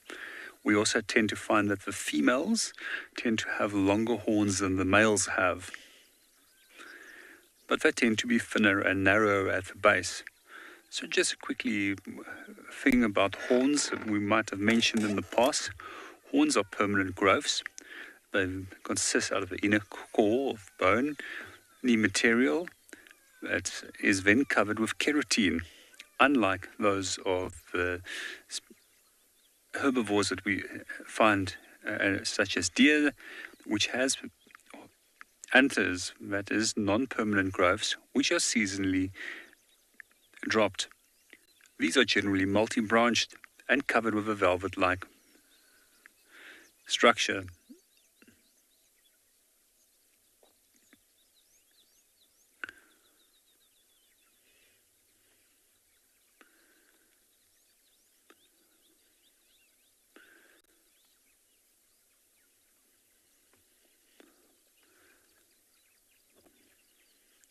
One of my favorite stories about the gemsbok still stays a story about how the unicorn came to be. So this species often observed on dunes and when they're standing with the sun from behind and the horns and the body is kept laterally to you, it looks like a horse with a single horn that's being viewed.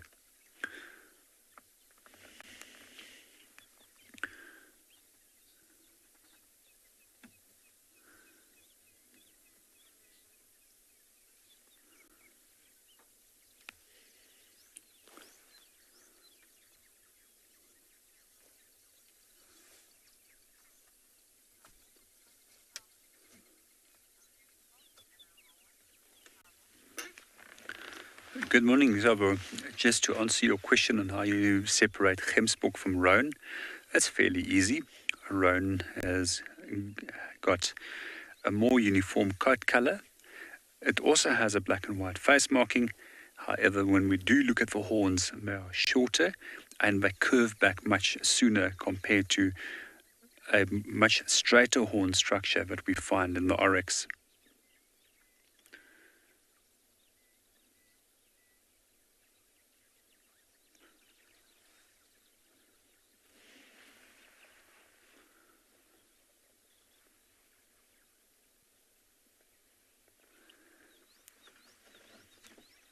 The other species that they're often confused with is also sable.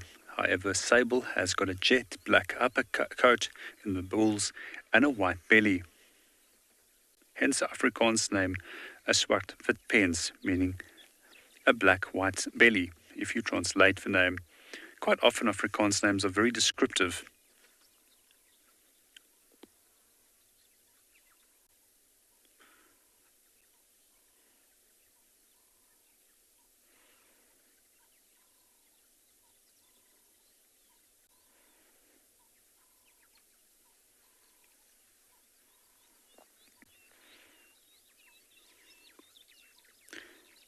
In the meanwhile, we're going to move on, see what we can find, and hand you over to Kim, who has got a leopard that's busy sleeping in a tree.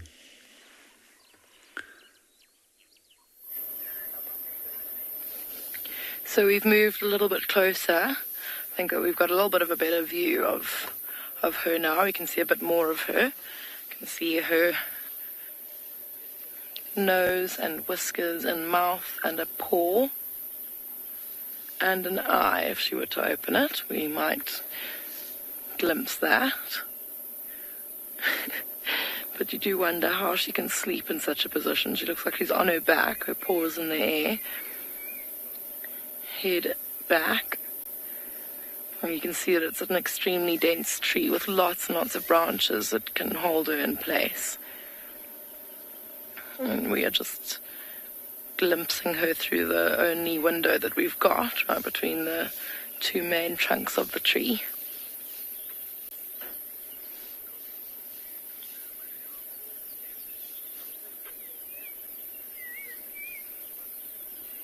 So like I said, it's a nice dense tree, and apart from it creating a lot of shade for her, it does also kind of hold her in.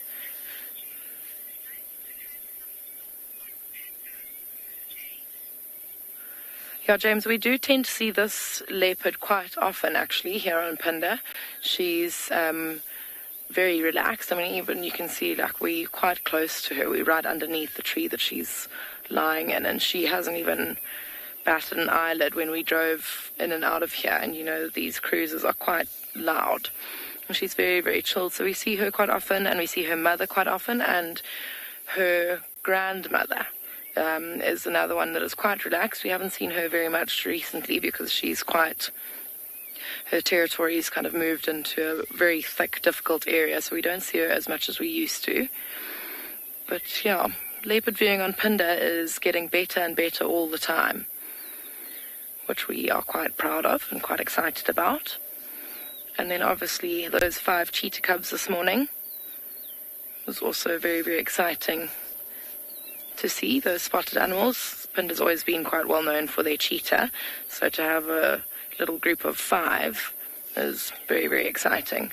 The population did dip briefly last year, but then we had a number of litters of cubs, and we're hoping that they'll all make it to adulthood, and then our cheetah population will be nice and healthy again. But it's actually pretty cool because you can see how perfectly her camouflage works in this setting where the sun is kind of just shining through in little patches onto her. It's like that dappled light is perfectly imitated by her coat, with those darker patches looking like shadows and the light patches looking like little sun patches. It's almost the exact pattern that the light shining through the leaves makes. Why it's so difficult to see. I wonder who actually found her in here, who drove past and managed to spot her, because it was a very good spot. Unless you know she's in here, it's quite difficult to see.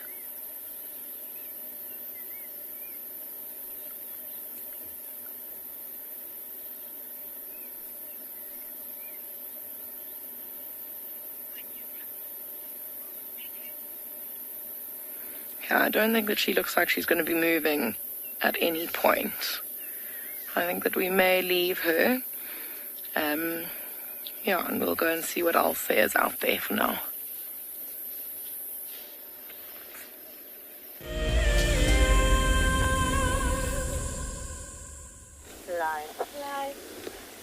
Thanks, Kim. So see what we got here. We got looks like a 2 female giraffe. It looks like from weight distances.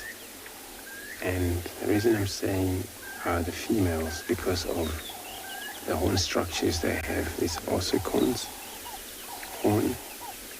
They are very hairy on top, so for males you see bald on top, which then you see a patch of white on top, where they see all tuft. A little bit of a hair on top like paintbrush. So we're looking at the southern giraffe out here. Where giraffe, they a browser, where they're often seen even far from water sometimes. And they're mainly around where it's a lot of thorn trees. It's acacia and grasses mainly. And they have a very much interesting feeding method where they use their prehensile long tongue to be able to get a hold of what they need.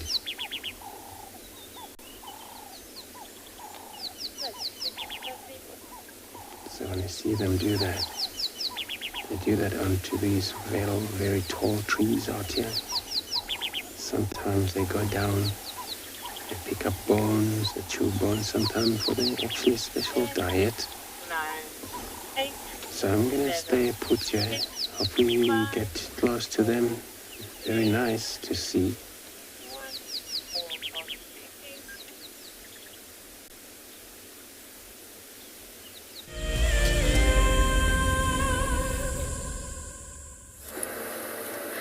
We've just found a butterfly for you all. I'm not sure if I've positioned...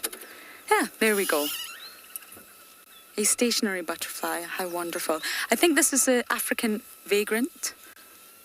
Yes, it is. One of the more common species you see at the start of summer. Now, because the life cycle of a butterfly is cyclic, it's sort of a cycle in nature, you normally find throughout the entire summer window the species peak at different times. because the eggs were laid at different times by the mother. And normally at the start, what species we're seeing right now, the most common ones are definitely the African vagrants and the brown-veined whites. They're the more common ones. Now, if any of you don't know these species, sorry everyone, that's Andrew. That's okay, we're going to learn them. I've started a fresh butterfly list from last year. We're starting from scratch so we can learn them all together. And normally the sort of last species to survive, the last man standing, is the spotted joker. I haven't seen any yet, so they normally come out just a little bit later. So they peak at different times. But the sort of plethora of species that we normally see definitely are not around just yet. I don't think the butterfly life cycle has peaked just yet. It's only starting to peak. And the weather is a bit dubious this morning. I'm not entirely sure how I feel about the weather. Should we give them a view of the clouds, Darby? Straight up ahead, we've got lots of dark clouds that look like they're promising rain. I'm relieved the sun is not scorching. However, it's very muggy, very clammy. The humidity levels are high. So I think that's why we got lucky with that butterfly, because it's not been entirely solar powered, as the sun is not fully out. Now, I know lots of vehicles are scratching around for Kalamba, but whether they find her or not, I am not sure.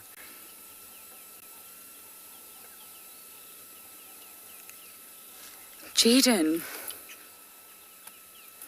what is the easiest animal to track?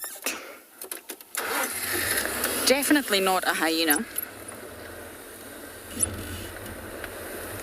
Elephants. Their tracks are very large, you cannot miss them. And they are very large. You can also use their dung and their urine. If it's very, very fresh, you'll know that the elephants are in the area. If it's dried a little bit, you'll know that they're probably not in this area and they're far off ahead. And yes, I would say elephants are the most common animals to track.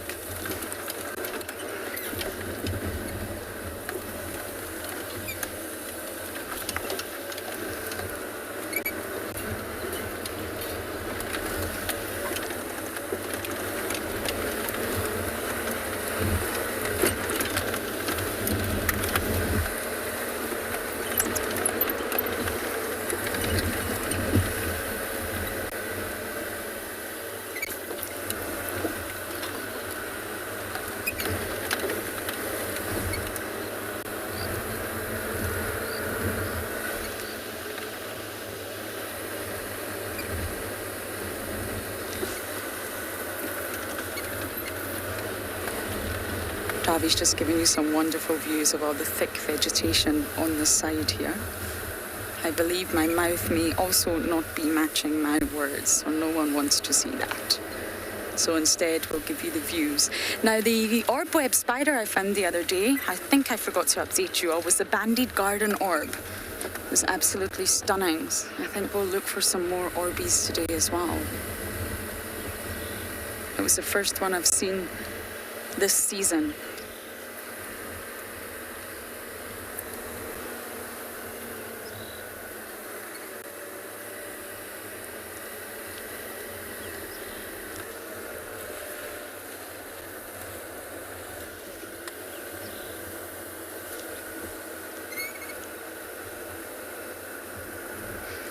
So I think if we don't have any luck with Kalamba in this area, we'll go back to the hyena den.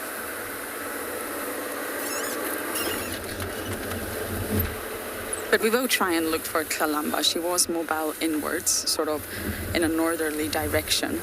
But you can see from Davi's views here that it's very, very thick. He was also shocked at how thick the vegetation is. The water has really brought a lot of life to the Lowveld. Oh, hello, Mr. Hornbill. You're being very vocal. I think we have a red-billed here. Can you hear it?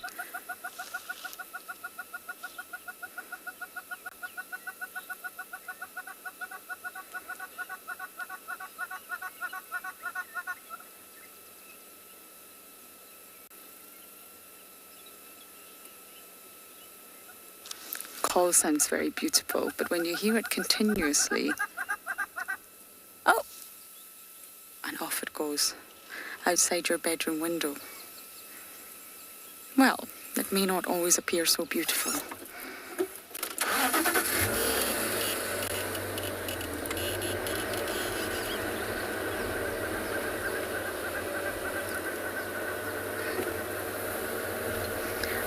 Okay, so I'm going to keep bumbling, looking for any signs of our princess, and we're going to send you across to Andrew, who's found the giraffe.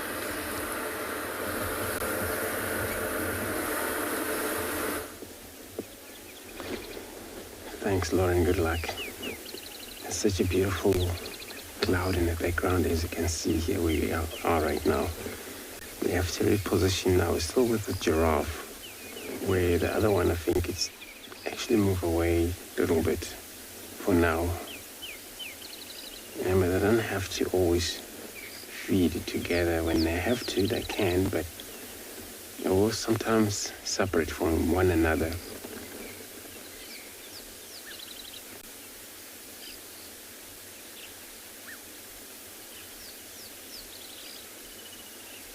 It's actually giraffe. They are one of the also ruminant animals, which they chew cud, just like cows. So they have 4-chambered stomach.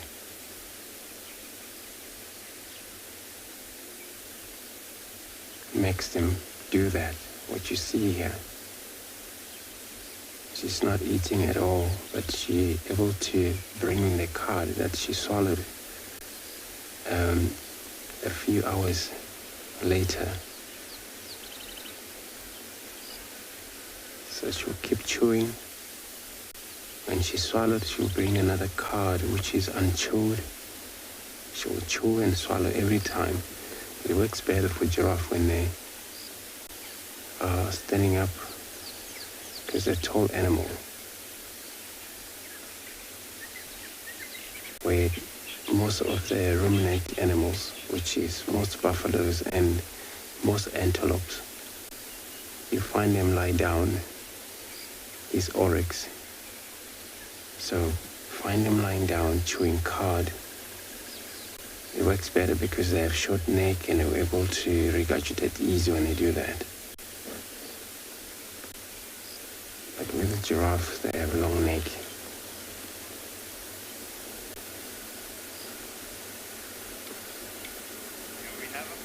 So we talk about that we had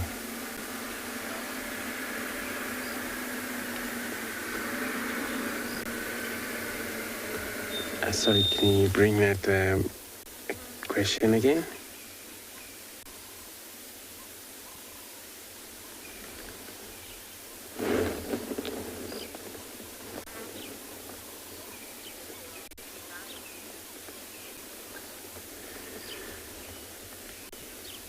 Sure.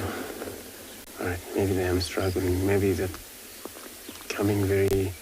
question not coming clear there.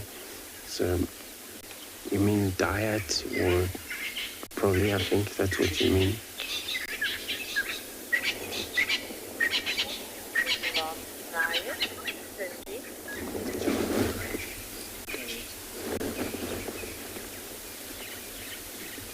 Okay, so the diet for giraffe mostly,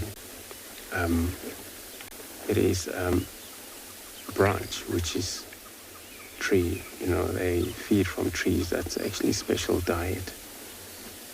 And you see them going over trees to tree quite a lot, which is most thorn trees. And they don't actually eat grasses. And they would rely on these wood around here, these tall trees. And it's actually their special diet. And sometimes they've been actually seen chew bones, which for that they have to go down, all the way down to pick up bone. And that, it's for all animals can do that. We've seen cows do that for their special diets when they need the bones and all the bone to chew up. So yeah, it's mainly trees out here. That's what sustains these animals' life. It's only special diet for them. What I've seen there, it's a lot of oxpecker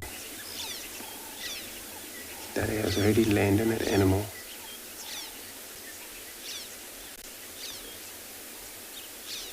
So the oxpecker, they help with the ticks.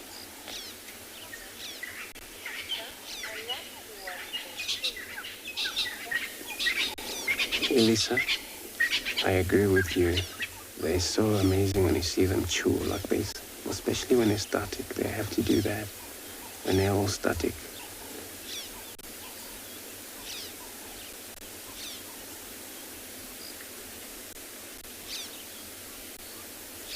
So what happened there, the bottom jaw, it's all teeth, normal teeth, which helps the top lip to actually able to break whatever they feed on. But then the tongue is so important. When they eat, we're able to bring anything into the mouth. And it's been chopped into very small pieces by these molars they have. They would grind just a little bit when they eat, just like cows. So they eat as much as they can. For that, there's a limit where there's a time they will just gonna take it easy and chew cud just like this. So I'm gonna move around a little bit. Gonna be sending you over to JP with his tracks.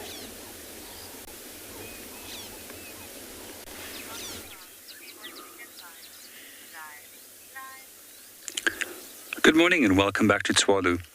We've just been driving around, and as we came over a dune crest, we noticed that there was a number of very interesting tracks which we could find on the ground.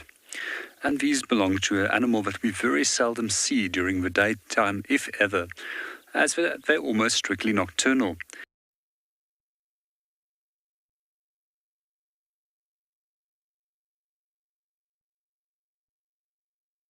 Right foot, our left foot right over here, and they always have three very clear nails. It almost looks like little diamonds that has been packed together. With a spring hare, it actually has a bipedal hop, which is one of the most energy efficient ways of moving. I'm just going to quickly show you a little picture over here, how he looks like. This is our spring hare. So you can see the incredibly large feet, which it uses for hopping, while it's got a very small pair of front feet, which is sometimes used for digging. In general, these animals will feed on grasses and other plant material at night. During the daytime, they will retreat to their burrow systems, where they will stay for the rest of the day until it's dark again. One of the things that I find particularly interesting is that their burrows aren't generally interlinked. There's generally always a well-positioned escape hole, and they also will plug up their holes to prevent anything from coming in there during the daytime.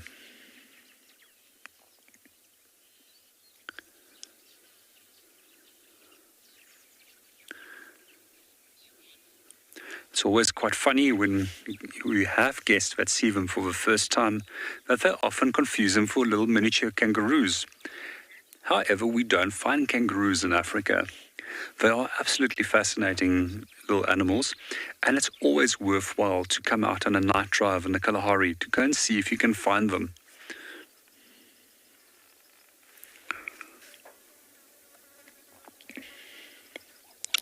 We normally detect them because of their eyes when we do view them, look for them. So if a spotlight does fall on them, the eyes reflect and you see these little eyes bounding up and down.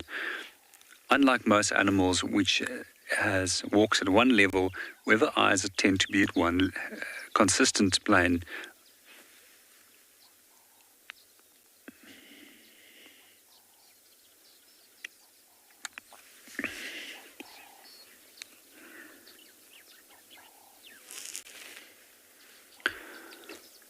In the meanwhile, we're going to hand you over back to Andrew, who is busy viewing a giraffe.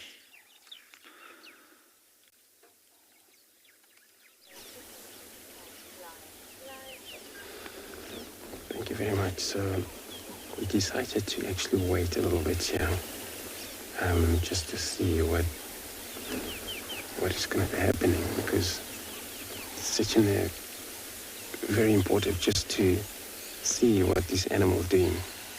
Now she was chewing cud, because then what happened, so the first food they eat, it goes to a certain area where otherwise it's kind of like so much impact. When it's overfull, it allows animal not to eat anymore. And then for that, you see, when she chew cud, is that she trying to make another space, and then, which means without chewing cud, eating like this all day, they can still go hungry, which is amazing.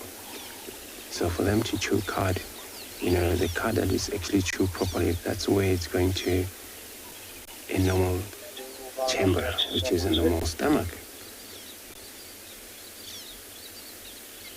So giraffe, they actually have a brilliant sight, where they use sight, which is just to see far away, or hearing, smell as well. And they are the tallest, actually, land mammal, the giraffe. The male giraffe can be anything from about 6 meter height, tall. But you can't believe that animal can reach speed of 50 kilometers an hour when they run. They can able to also defend themselves, and they kick. And that's how they defend themselves from the predators.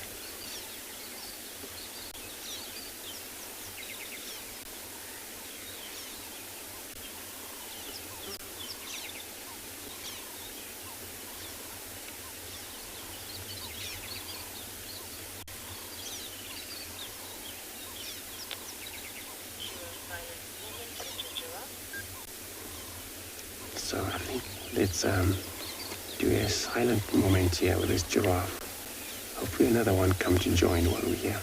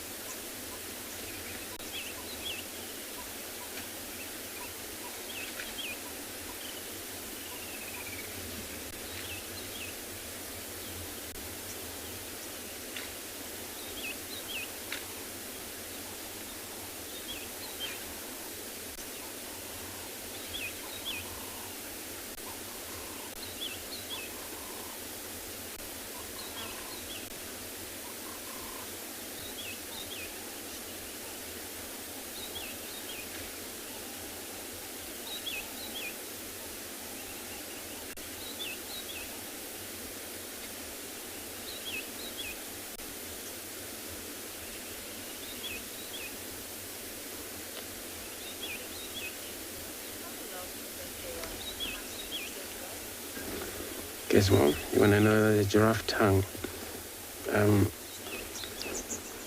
The longest tongue of giraffe is anything from 30 inches to 40 inches, somewhere roughly.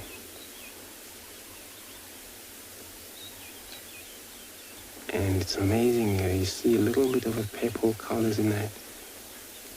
And it's way wide too long when you need to release it out.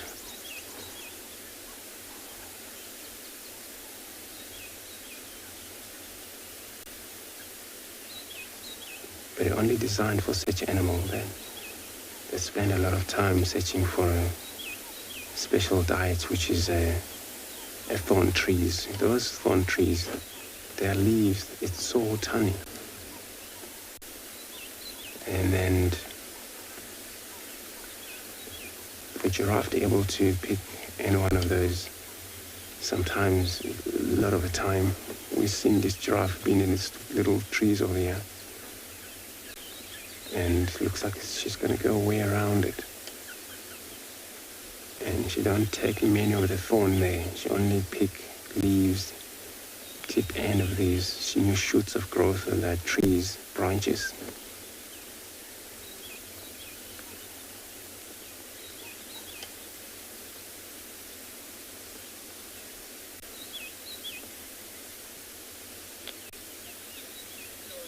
Are there any poisonous trees and how does the giraffe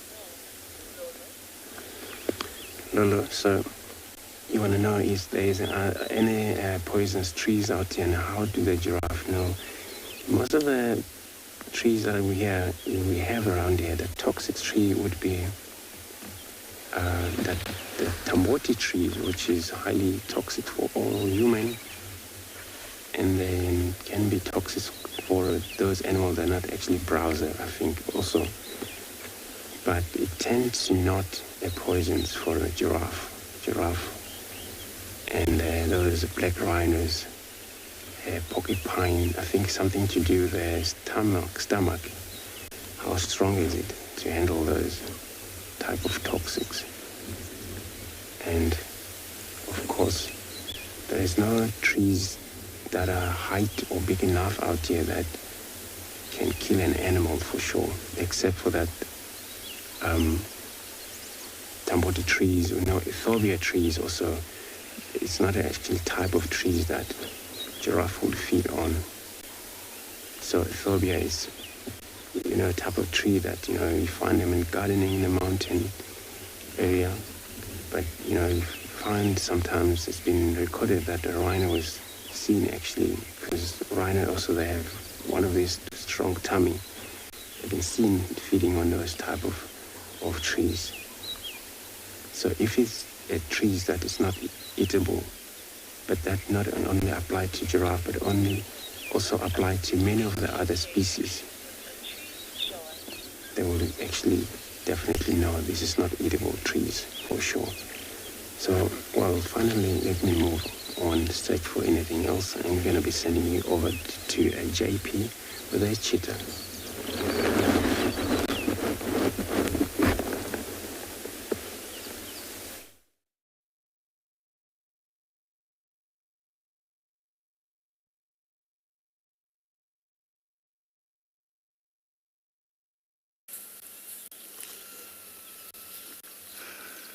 Luckily, we have some elephants for you. Apologies about that. We lost Tswalu there, but they'll be back with us very shortly.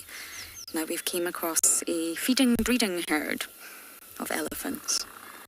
We've got a youngster here. From the shape of the forehead, could be a young female. Quite happy. It's not too sunny, it's overcast, and there's lots of delicious food around.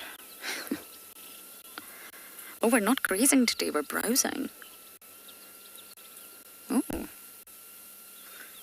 must be delicious. Now we're on Inyala Road North, and for some reason there's always been a black spot in signal. We really never get signal on this road, so I won't be able to follow this herd if they go any further north, but hopefully they won't. That's ticked off leopards this morning and ticked off elephants.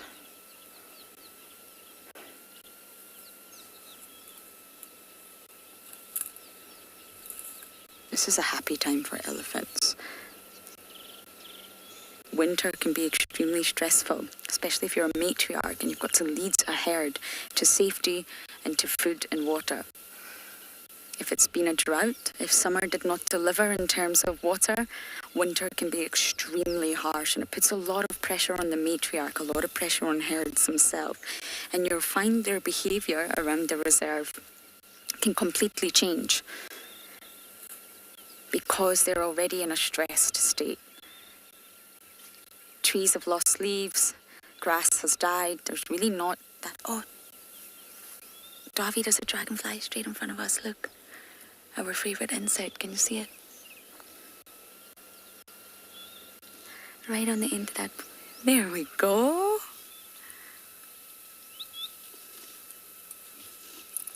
Yay! It's right in front of the car.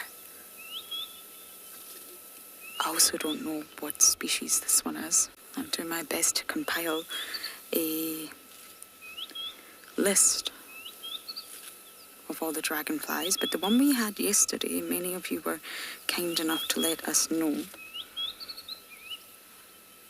that we had an eastern blacktail and a common tiger tail. Thank you, James Richard.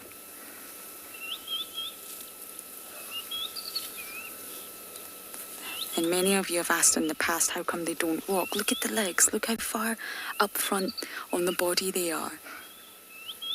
Even though they have 6 legs, it's not possible for them to carry the rest of the body that's got no support, no legs. That's why I'll just always find them perching, looking around with those big, huge compound eyes, trying to see what prey they can snatch out of the air. Okay, the elephants walked behind us, so we're going to say goodbye to the dragonfly and try and see if we can reposition a little bit better for the elephant.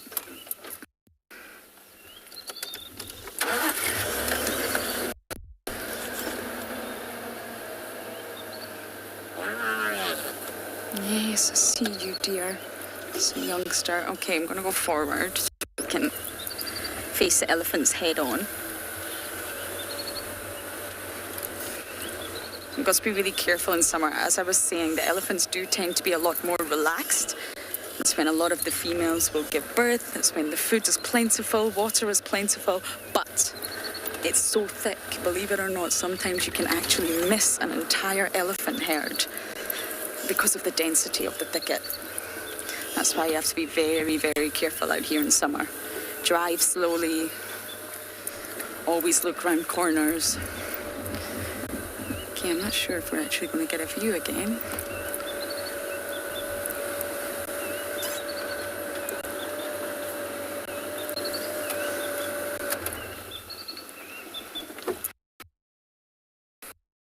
You, hello. Can you see him there, Davy?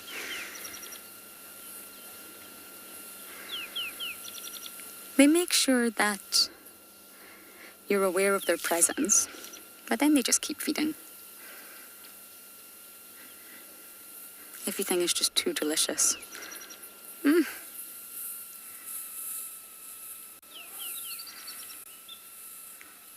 So I'm going to let this elephant herd get up ahead. Hopefully we'll get to spend more time with them. And then if not, we'll head to the hyena den.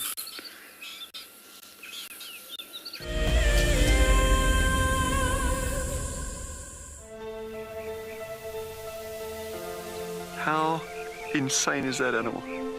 This is out of this world. Fantastic. Good, Mama. Wow, what a way to start off. Just such an incredible privilege to be out here. It just keeps on delivering. There you go, there you go. Heart is pumping right now. 3, 2, 1. You're alive, you're alive. Look at this, everybody. We've got a live kill.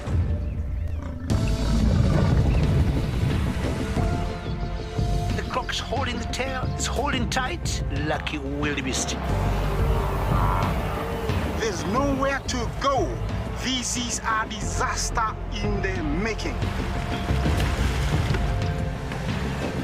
Something that I have never seen before in my entire life that you are now watching live. My heart is in my mouth, everybody. Look at this. It's gonna make it. It's going, it's going.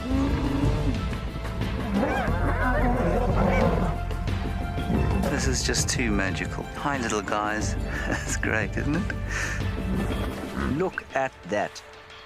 Scuba Steve has got a friend. You've got a friend in me. It couldn't be a better morning. This is just too special. Oh my goodness, we've got a turtle. How epic is the fact that we're coming to you live from the Chobe River? It's the most incredible feeling to be here. This is live and we're in Rwanda. This is a very, very different adventure, charged with emotion. I did not think I would ever face my fears like this.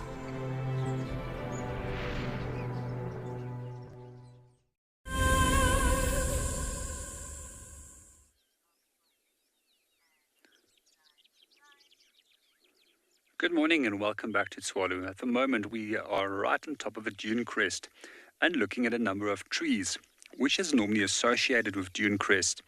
So we often find with plants that they have specific habitats and soil types that they prefer. So on the far right of me we have a grey camel fawn, and right in front of me we've got a Kalahari taibos, also known as a Kalahari currant. The name currant comes from the small little black fruits that they produce, which looks like a currant. One of the typical characteristics of a rus species is that they all have 3 individual leaflets to a leaf, and this is the way that you can identify them. So some of the practical uses for this plant is that it's often the fruit is being eaten, but it's also made into a beer. So a little quick recipe that you can share with your friends, how to make beer. The other interesting use for this, as it's got a very strong aromatic scent, is that you can take some of this, you can actually smell it, it's got a very beautiful aroma, and this was actually then used by the sand hunters.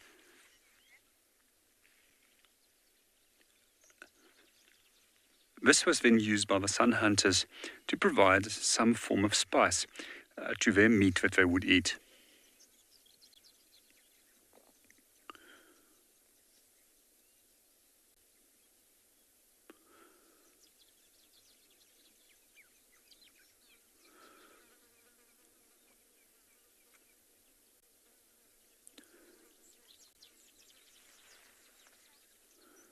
And meanwhile, we're going to hand you over to Kim, who is busy viewing some cheetah.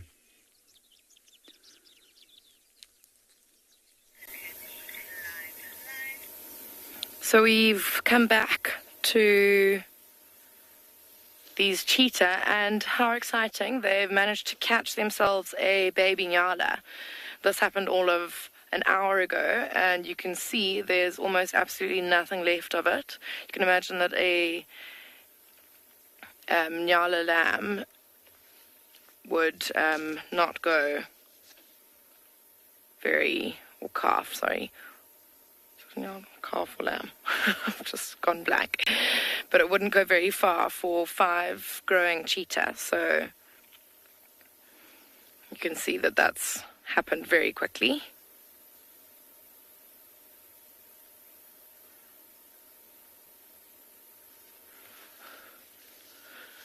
And we can't quite see the other 4 cheetah at the moment. They're behind a tree, but I would imagine that there's not much.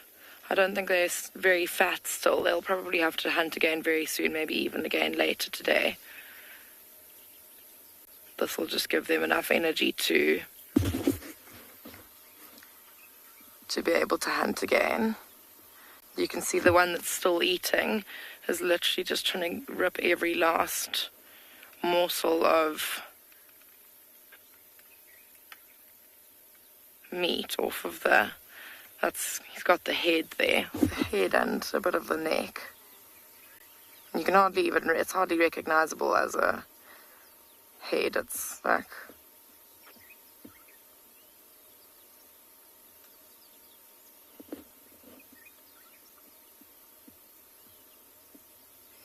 it being such a small meal, they definitely are going to try their best to get everything out of it they can. Yeah, Kate, I'm also extremely chuffed that they got a meal. They were looking very skinny when we were with them this morning and last night.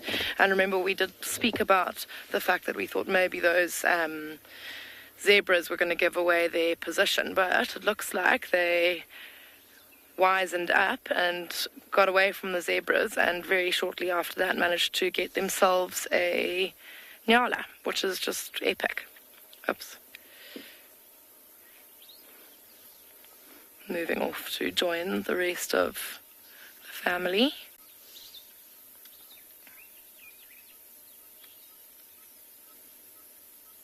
It's quite sweet. They're all just lying there, licking one another, cleaning each other up. All 4 of the ones on the ground are grooming each other.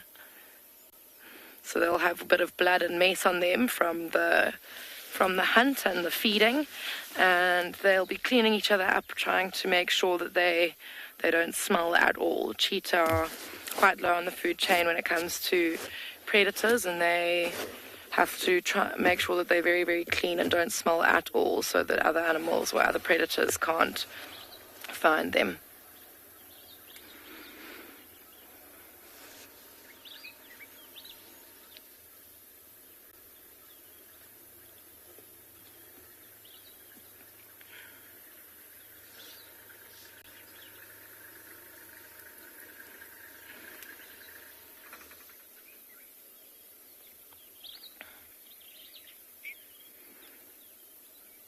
It's very, very cute, that little family bathing that's going on. I love how content they look when they're grooming each other, like eyes closed, just in pampering happiness.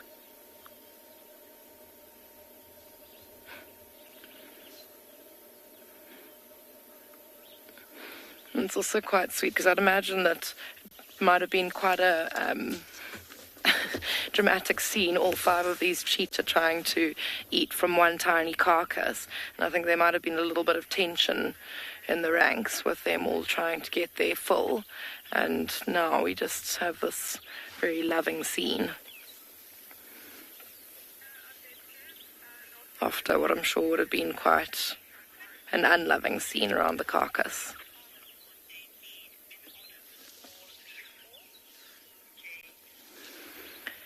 I think for these 5, they are still quite small.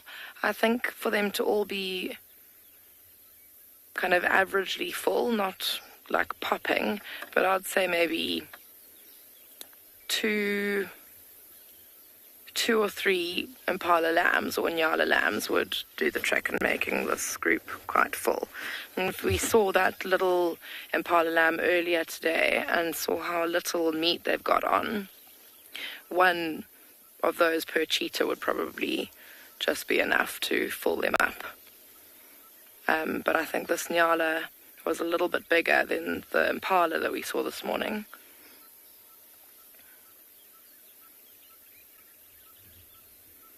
And might do a bit of a better job of filling them up, but I do think that they'll need to hunt again quite soon.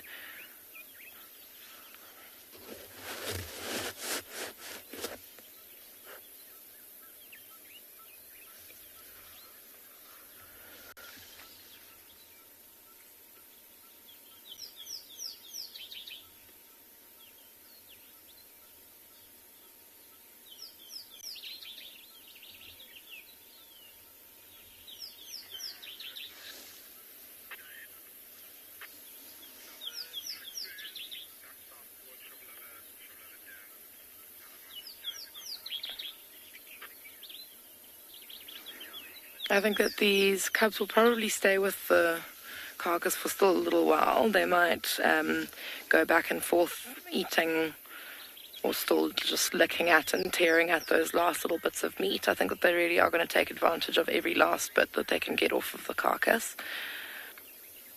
Let's see that one standing up, if we can see the belly and see what it's looking like. Yeah, that one looks quite fat, actually.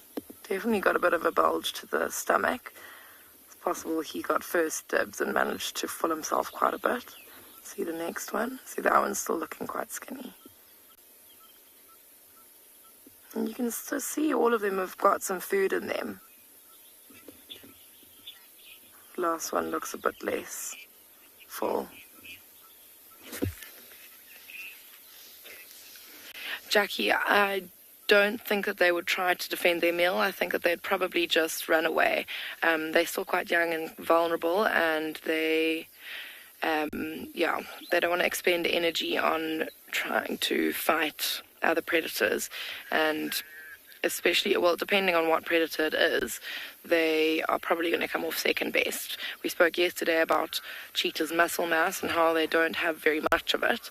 They're mainly just bones, and they're nice and skinny, made for speed. They aren't, well, they're strong, but they're not very strong in comparison to a leopard or a lion or a hyena. So I think their best bet would actually just be to run away, and not get into a conflict situation that could cause them harm. probably be less energy and less risk in just going and catching themselves another meal.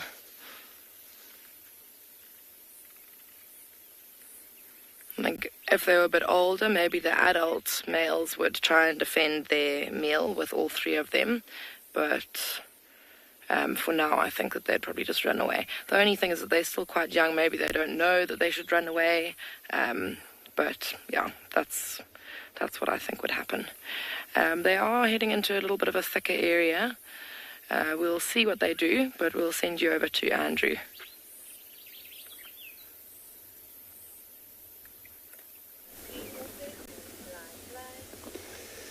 Thanks, Kim. So what we got here, it's an waterbuck. Waterbuck is an antelope that I often find in this area. I know this morning we saw a few of them heading into the thicket. And yeah, we also have, looks like a male that lay down. But looks like he's chewing also a card. You know, this is what we were talking about earlier when many of the antelope, they tend to lie down when they chew a card, which allows them to regurgitate the card easily.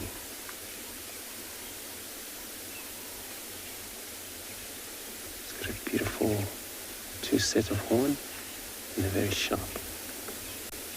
But only males have them. And the female don't have the horn at all.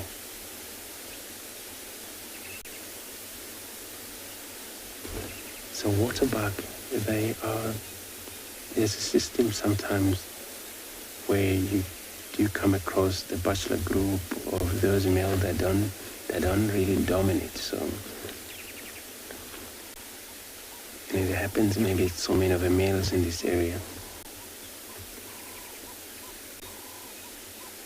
But also there's a system where the male will let the female go on their own. And then he will stick far from them sometimes, or allows undominated bulls to join him. Only when it comes to the checking on his status on the females, which he is only allows to do that as a dominator.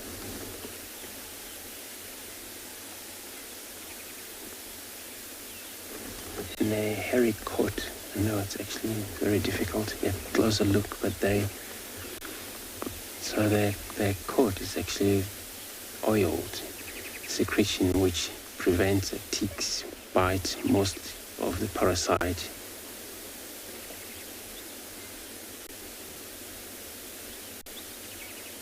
And that secretion, as us humans, sometimes we do pick up these kind of like punching smell out of this animal if there's a chance the wind blows to your way.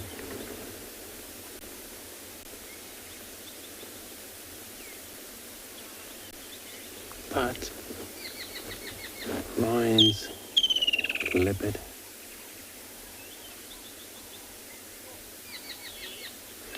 Lee, indeed, you're right. It's actually magnificent horn, especially they are equal length, which males use them for a fight many of times. So that's why they would have horns, so they do fight for a dominate.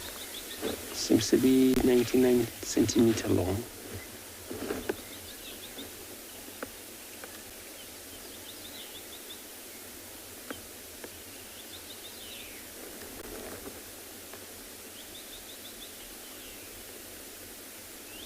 And then also male can weigh over 200 kilogram, 236, way up there, kg, where female weigh less. Or probably 160, 180, roughly. So there is a size difference.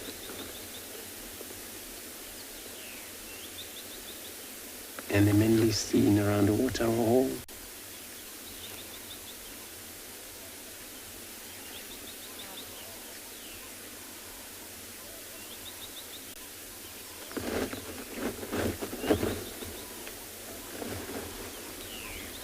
And that's where their name came from. as a water bug. So they use water quite a lot to escape from their line, which I think we just spot another young male that is about to cross the road, but still on the other side of that tree there. But if he moves, then he will be crossing on the road right now. Only just a little short horn that is already growing in that young male.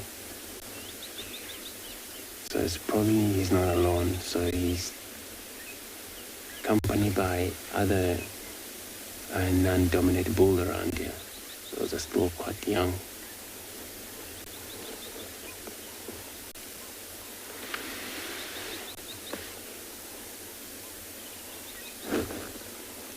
And they eat grasses quite a lot, so they are grazer.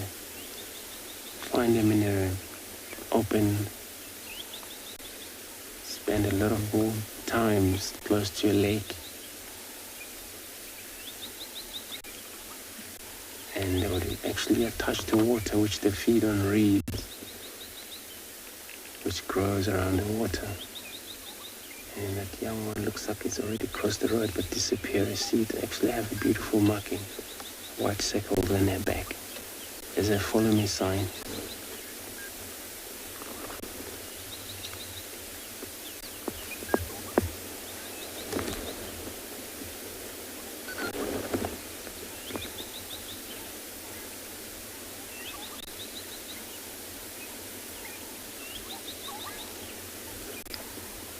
So as a diurnal animals, they're not territorial. I mean, they're not nocturnal.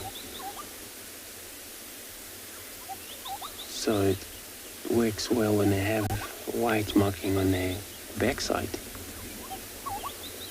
So when they move, even in the darkness, they're able to lead the same direction. Those on front give indication of those on the back.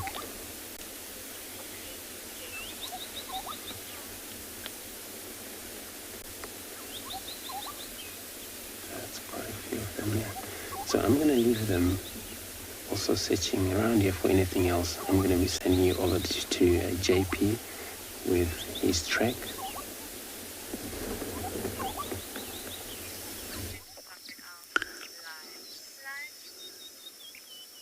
Good morning and welcome back to Tswalu. We're still looking at tracks at the moment, and we've just discovered a track of a porcupine, a track that's best described as a number of pieces from a puzzle that's been put together. If you can notice, there's the toes right over here, of which we generally find 4 of the toes, which we'll mark. And then right over here, there's a main section of 1, 2, 3 pads, and another 2 little pads at the back of a foot, which forms a whole track. Sometimes we do find the quill markings over the tracks as well, which helps us to actually identify the species. So the species that it's often confused with is a honey badger. However, when we look at the toes, they're pretty rounded compared to that oblong or sausage-shaped toes which we find with the honey badger, which is not a common animal in this area. And if you also look very closely to the round toe tips, there's tiny little nail markings. Generally, with honey badger, the toenails mark at equal length as that the toe is long away from the tip of the toe. I'm just going to show you a little picture over here so that you can see the differences between the two. Both of these species have got very well adapted nails for digging. Honey badgers often dig out rodents, snakes. They also will dig out the dung balls or brood balls from dung beetles and eat the larvae inside there. When with a porcupine, the toes are much more rounded as mentioned earlier, and they've got blunt toenails which is close to the tip of the toe. They on the other hand will use these for digging out roots and tubers and a number of corms and toxic plants that they will feed on, the bulbs of these plants. So quite often when we do find other additional field signs for porcupine when they were eating, we'll find that they've been eating on roots that's been discarded. Sometimes we also find their tracks close by to pieces of bone, which they will gnaw on to obtain calcium, and these might even be dragged with them back to their burrow. One of the things that I find particularly interesting about porcupines, that they're one of the very few animal species out there which has to mate and have some form of intimacy to ensure that the female will be in estrus. So they will actually mate on a daily basis. It's also believed that if a female has not been mated with for approximately 3 months, she won't be going into estrus.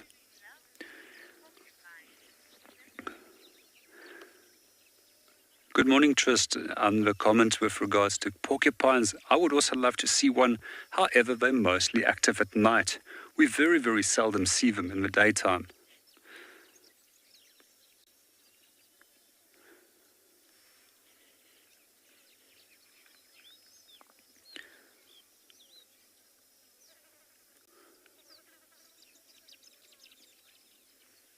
So the best way of actually finding porcupines is knowing their behaviors and where their dens are. And then finding them at night time.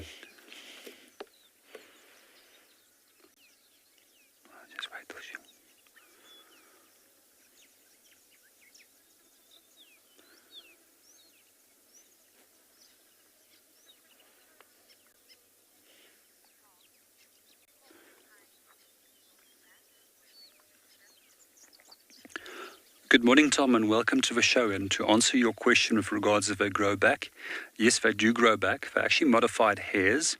We call them quills. And what we also find is that unlike popular belief has it that they can shoot the quills, they cannot do so. So what they normally will do is when they are harassed by a potential predator, such as a leopard or a lion, or even wild dogs, I've seen all 3 of these species full of porcupine quills in the past, is that they will actually reverse into the animal and then it will get stuck into their bodies. So if it does end up in the face, it can potentially damage the eyes, which is more than sufficient to deter most predators. However, if it does get stuck in the body, it also sometimes leads to septicemia, as these quills will remain in their bodies and often break off in the body of the predator that was harassing the poor porcupine. Another strategy, what we find with porcupines, is that they'll often stamp their feet, they'll make sounds, as well as rattle the quills, and use a combination of those black and white quills as warning colors to deter the predator. In most cases, this is a very successful strategy. However, we do find that certain individual leopards, as well as lions, quite often had learned this behavior and has passed this behavior of catching porcupines on to their young, who will then also in return specialize in catching this specific rodent.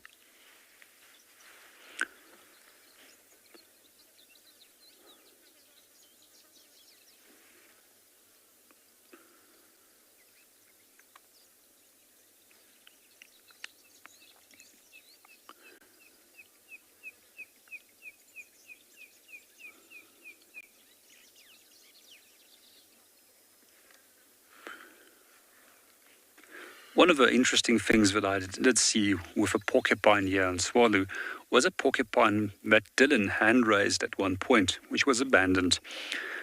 And one afternoon I went to go and visit Dylan, and he brought back a bag of oranges, which weighed in excess of approximately 5 kilograms. This porcupine immediately grabbed the bag of oranges and dragged it off.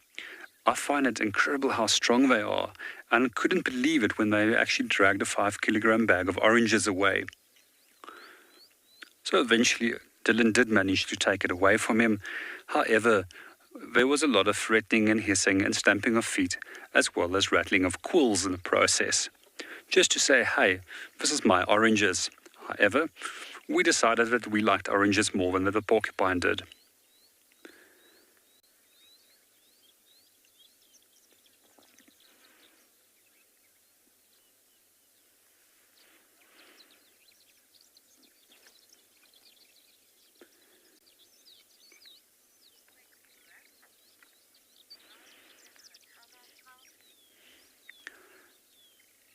And meanwhile, we're going to continue, see what else we can find.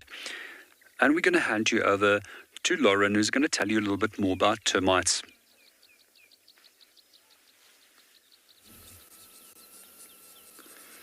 Talking of porcupines, I'm going to use my porky pointer to point out the mighty ones of the bush.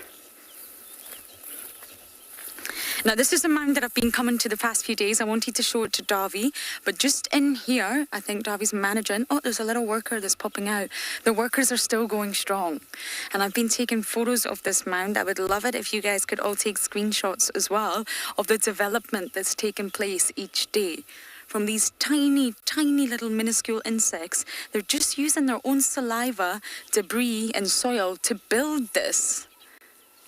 Now, yes, it's very small, but I don't know if you can see this part. I'll get Davy to move over. I'm not going to do any damage, don't worry.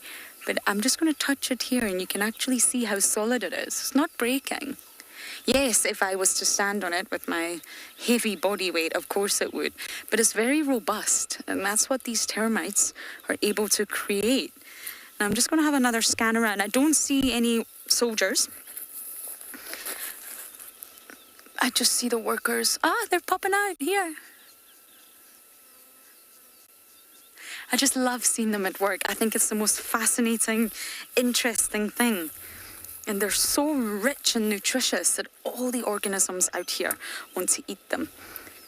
They've got about 38% protein, which is really high, said to be relatively higher than beef. So you'll find all your predators, your raptors, your reptiles, your amphibians. I think the only category of animals that don't eat termites are your fish. We don't really see fish walking too often on land to catch termites, but you never know. Otherwise, everything eats them because they are so nutritious. They have a lot of protein, as I mentioned, but also fatty acids. KG, a long time. Some of the mounds we see out here are hundreds and hundreds of years old. And the sort of rough guide that we normally give for an American football, not the other kind of football, that sort of oval shape, if you like, that can take about 7 years to build. You just imagine an American football-sized mound that can take up to 7 years. So that kind of gives you an indication. And every time we come here, you're able to see the dark soil. The damp soil is the new build, if you like. I'm not sure if you're able to get a view here, Davy, but you can see a comparison between the old mound that's been here always and then the new build. See how dark it is? And that's because they require the moisture. Termites rely on moisture in order to start getting active. Now they're obviously going to grow it. It's a 3D sort of effect. It's going to grow up and out. And that's why you can model these structures. But inside there's tunnels and chambers and galleries, the royal cell. But it's their functioning everyday life. They're not actually living in this mound. The mound is underneath, way below the surface that we cannot see, is where the nest is. And that's exactly where they will live, where we don't see them in winter. So they're just building their city, they're building their life 24 hours a day. Absolutely remarkable. I'm going to keep checking this mound every single day and watch it grow and grow.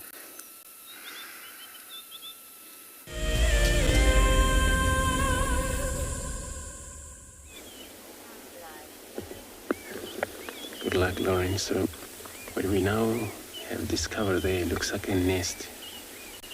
Probably I think it's a Tswalu eagle nest.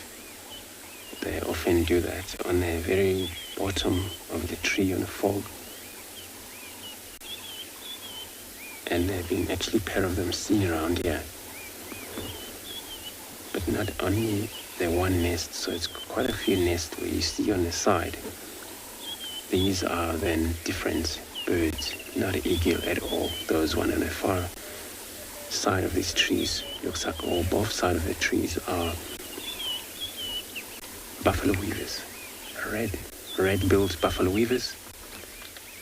Those are social birds, where they move in such a group of probably anything from 10, maybe 12, 15 possibly. And they were able to build such a structure like this, which they use all type of wood, thorns, and eventually it's actually compact and it's all a bigger thing. The only problem is when then it comes over heavy for such a branches. That is the result of, if it's ever wind, it will still break the whole branches. It's too heavy, then we overweight the branches and then they break down to the ground where it's a lot of a loss for these cheeks and whoever's in the nest in there. So there's a red-billed buffalo weaver and a butterfly nest. So we're going to move on.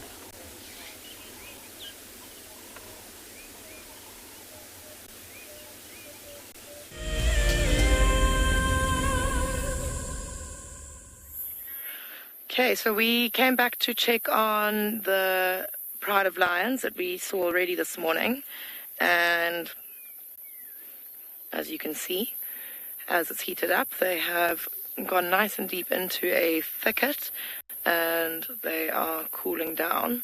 You can see that the lionesses are in here, and I'm wondering if they weren't here earlier. I know earlier I said only the 5 youngsters were there and we couldn't see the lionesses. Now I'm wondering if they actually were here the whole time and we just didn't spot them deep in the thicket.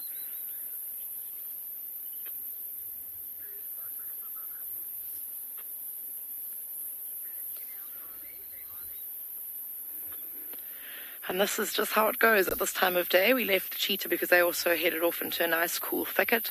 The leopard climbed down from her tree and headed down into a deep riverine area. So it is the order of a hot day in Zululand. The animals just seek out shady, cool areas.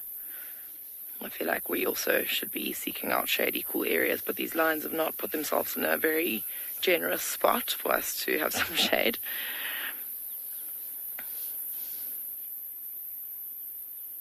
And we're looking at them enviously. It'd be quite nice to be in there with them, or maybe not with them, but in there where it's nice and cool.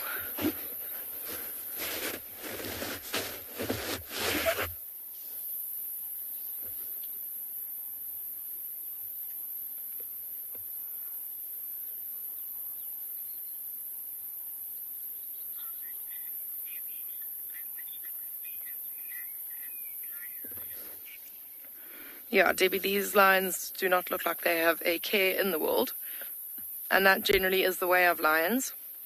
They don't have many things to worry about in terms of threats, so that is why they can sleep so well. It's like, you know, when you don't have a worry in the world, if you know that feeling, you generally sleep very, very well, whereas if you've got things weighing on your mind, you're not going to sleep very well.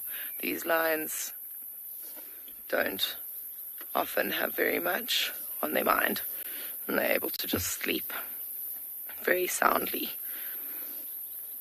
Different from other animals in the bush who are always having to be on full alert in case something like a lion is going to try and attack them. So the lions are quite lucky that they don't have to have that worry. Most other animals, I mean impala, they don't even really sleep. I think they just have intervals of kind of rest period, but they never completely fast asleep. They'll maybe lie down and close their eyes for a few minutes, but they'll be awake and alert again quite quickly. Because falling asleep for a little bit too long and a little bit too deeply could be fatal out here.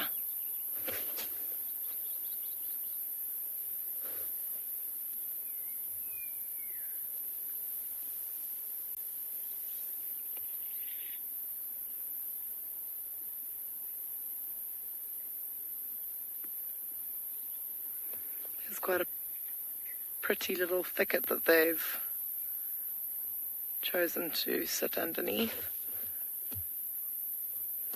It's all in flower. I think that it's a bunch of the Vaccalia species. I think that it is a camel thorn. I'm just going to double check in my book. You can see a whole lot of CMR bean beetles flying around as well, and they often feed on the little leaflets of the Vaccalia species. I'm just going to double check what this tree is.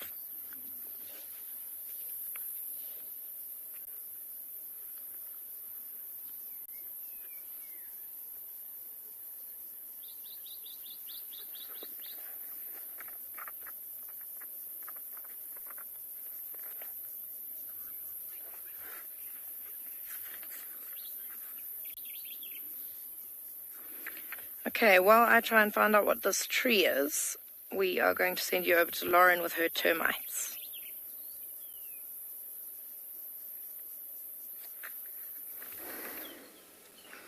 I haven't left. Darby and I jumped out, we inspected this mound. We can't give you the best visuals because we're on a vehicle, but as you look down into this sort of hole, you can see everything that's going on inside. They can also use dung, a little bit of dung mixed in with the soil and saliva to reinforce their walls. And although they appear very solid, they are solid. I just tapped it with my porcupine so you were able to see that. They're also incredibly porous. And this allows the sort of air to permeate, if you like. There's not only a ventilation system installed, there's a circulation system installed. They have lots of chimneys and lots of holes in order for the air to circulate, to keep it nice and fresh, and so the termites can breathe through their tracheal system, but also so that they can maintain a constant temperature. It's almost like an air conditioning unit. The temperature will always be constant, and warm air rises and cold air sinks. So when water comes, not water, why did I say water? When air comes into the mound, it'll first start to sink to the bottom as cooler air and push the warm air up. And then again, that cycle will continue. Cooler air will come in, sink to the bottom, warm air will rise. And this is a sort of constant flow, the constant circulation of air to keep it fresh inside. So it's not as solid as you would think it is. And the chimney generally sits at the top. There's a central chimney, and this is surrounded by a really intricate network of tunnels and little secret passages. It's also for hygiene reasons as well. Keep the air flowing. Lorraine, very good question. When do they sleep?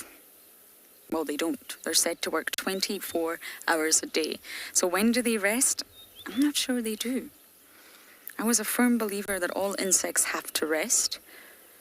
But when it comes to termites, I'm really not sure they do. And that's why they're so nutritious. They're so nutritious because they themselves require that energy in order to sustain themselves day in and day out.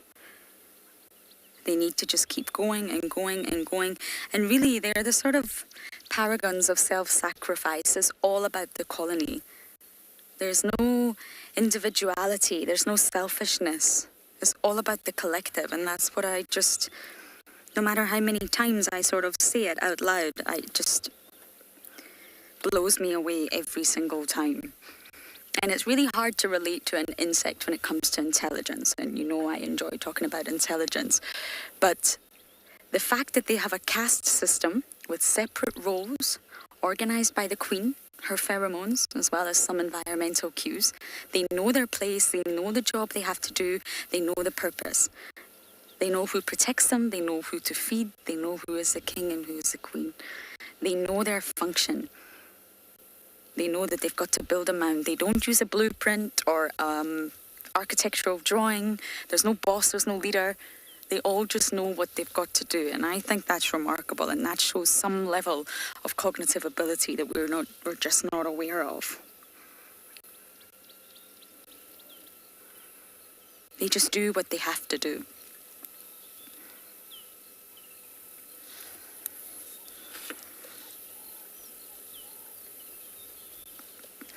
Yes, animals can lay on termite mounds in winter to warm up, absolutely. And sometimes it can be the opposite effect. In summer, they can lay on termite mounds to cool down. They do both, especially the likes of leopards. Now, this is not really in fact, it's a very, very small mound. But the bigger termite mounds have often got trees growing out of them. Or a lot of vegetation surrounding them, which provides a lot of shade. So in summer, termite mounds are actually the most ideal spot to rest, especially if you're a leopard.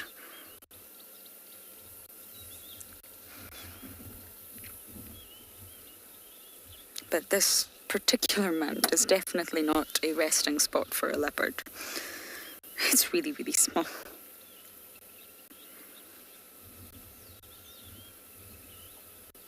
I think termites are just a little bit misunderstood due to the fact that they do cause a lot of damage to residential homes. They'll eat the wood. And the estimated number, or the estimated figure, of damage in the US is $5 billion of property damage per year. Ouch. That's a lot of damage. So people look at termites as pests and in a very negative light, rather than really sort of observing what they do out here. The ecosystem that we're in right now, the Lowveld, could not survive without termites. They're the backbone of any ecosystem, and you cannot separate them.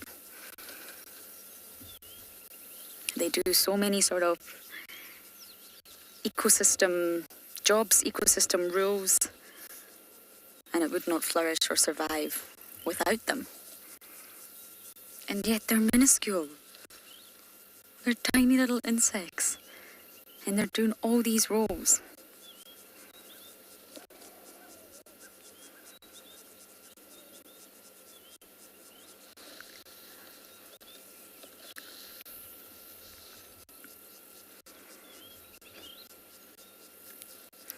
Dr. Octobong, good to hear from you. Yes, it does get stronger as it dries out. The sort of soil can be a little bit malleable when it's moist, but that's exactly what the termites need. They need the sand to be soft, or the soil, to be soft and easy to move. They're not exactly the largest animals that can carry a lot of weight. And then once it hardens, absolutely, in the sun, that's when it will really reinforce the mound and become extremely strong. Now, if an elephant was to walk on this right now, or maybe even just a lion or an impala running across it, it would do damage. The darker part of the soil here is very fresh, and you could easily break it. So they will just keep building and building all summer long. And only when those temperatures start to drop will the termites go back down to the nest. But they'll still be rebuilding and maintaining and working down in the nest. You just won't see them. They won't be visible to the human naked eye.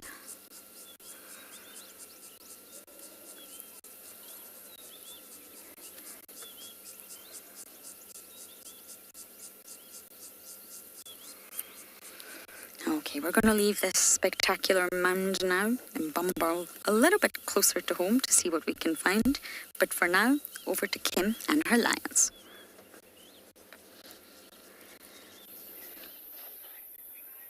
So we are actually looking at the flowers of what I've decided is a umbrella thorn. I think that it's a thicket of umbrella thorns that are still quite young, and as they grow older they will flatten out into that beautiful iconic African umbrella thorn shape. But we are also just honing in on, well, it's just flown away now, but on these beetles, these CMR bean beetles that are feeding on the flowers and leaflets of this umbrella thorn.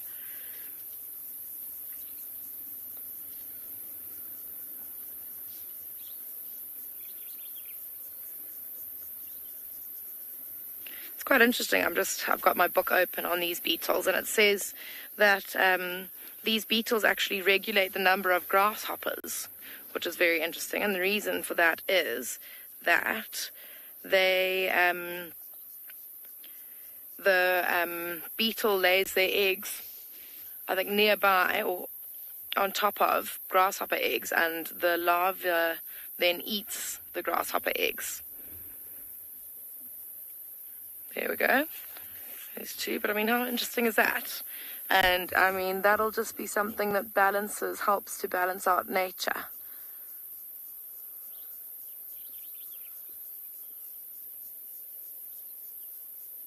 It's incredible how it just sorts itself out.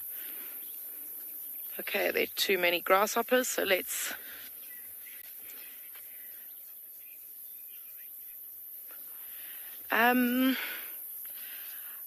I don't know if the umbrella thorn has any medicinal properties. Yeah, unfortunately, I'm not sure of that. It's just, I know it's just a very iconic tree. It's like the tree you see in all the silhouetted pictures of Africa.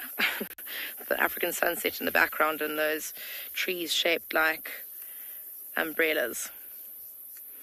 I'm going to go and look for you though. I've got it very close to me.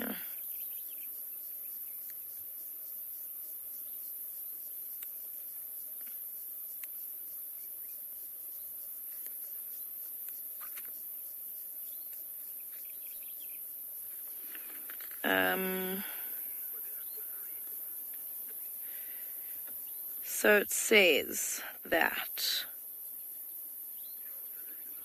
stands of these trees can indicate very, very good soil. It says that the leaves are very nutritious and the pods browsed, but that's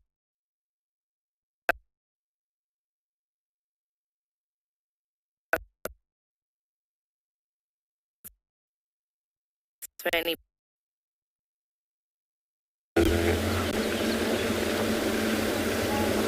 Sorry about that, Pina. And here we got herds of elephants which just need to find a gap to wait until then we're gonna see them. Looks like a beautiful herd of elephants on our left-hand side. As you can see here. So we drove the boundary area and their tracks was moving away from this area and they came back exactly the same route. So we saw the new tracks leading back to Juma. This is how we track them and find them.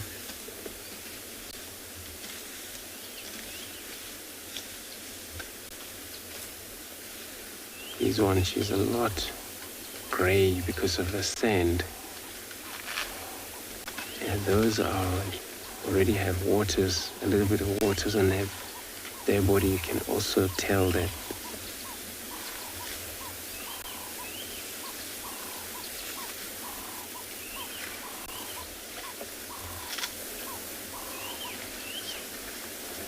they're a bit wet. Also big males among them here. One male.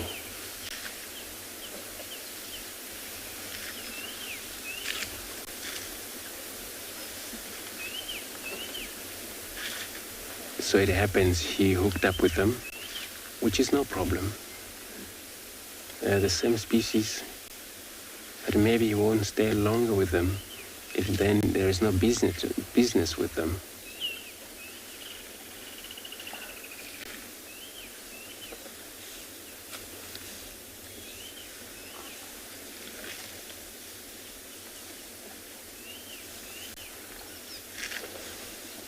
These are two-colored animal.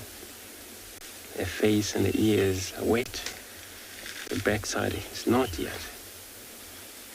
Maybe the puddle of water was not enough for them all to get wet enough.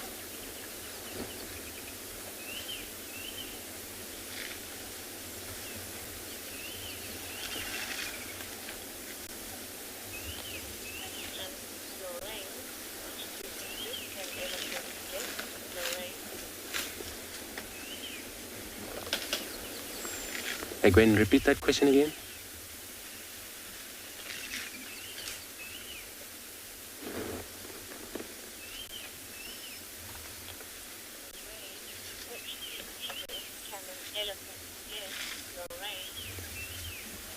Okay, diseases elephant can get, Lorraine. So, with the elephants, in a lot of time I know they die of age pretty much when they're old enough. And for sure, they sometimes have their trunk paralyzed when it happens. Cannot use the trunk, and the results of death that take place. But also heart attack that can interfere on them. Seen a lot of elephants die during a game capture, where they were not actually okay with the sound of the chopper.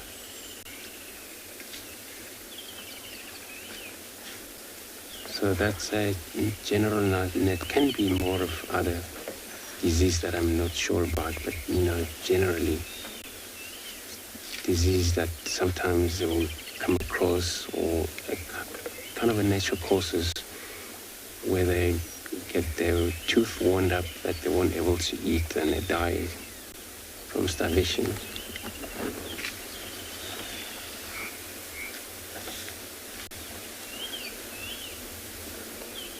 So heart attack is one of the disease can interfere them.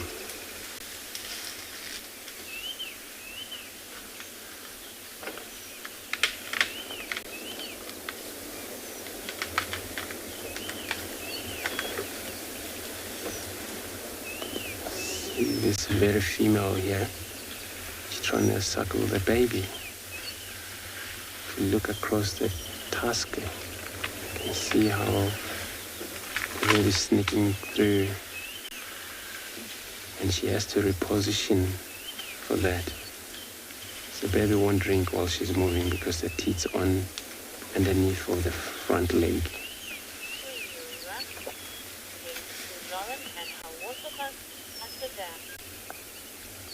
So I'm going to stay put here with this elephant. I'll be sending you over to Lauren with the water bark on their dam.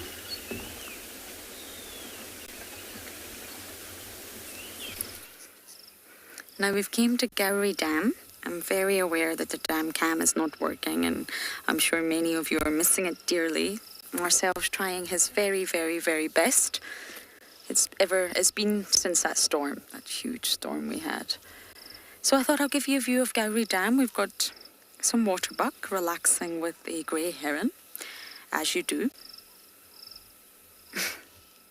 Female waterbuck. I'm not scared at all of the heron. The heron's not scared of them.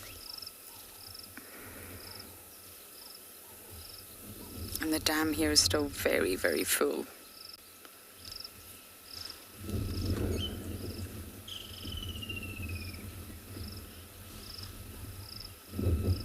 I mean, it's been full for quite some time, but those last rains really, really topped it up.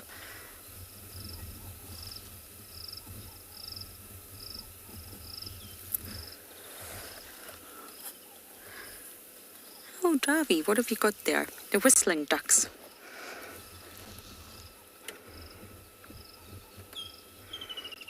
They're actually a permanent feature around this water body these days.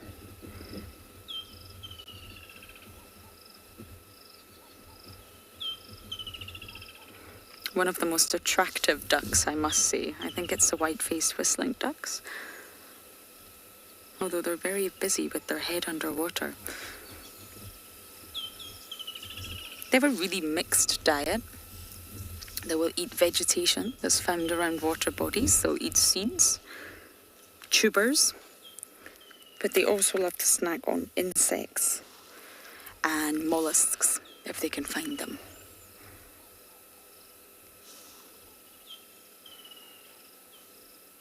So they're most likely looking for some sort of aquatic insects right now.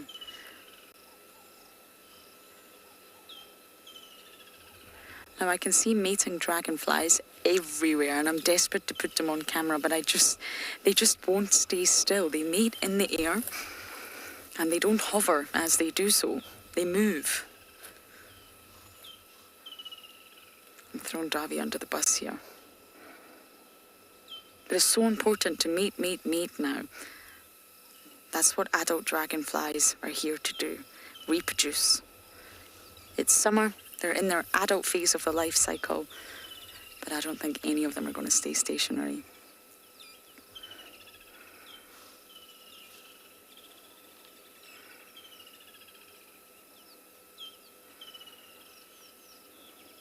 Butterflies can mate in the air as well, but sometimes they will cling on to the vegetation. Dragonflies, not so much. Julia, yes, it's looking so great and full. Very, very full. There's water everywhere. I'm very surprised, to be perfectly honest, with our leopard luck recently. leopards. It's raining leopards here in Djuma. And considering there's just water everywhere and the bush is so thick, I am surprised at how lucky we've been. We could easily go a week or two without seeing any leopards due to both of those reasons. But luckily we're seeing them.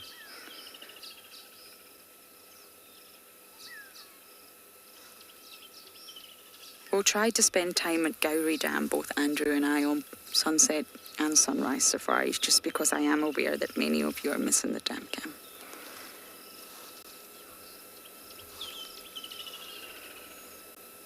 I checked back on the hyena den and no luck. I think it's a little bit too hot and sticky now.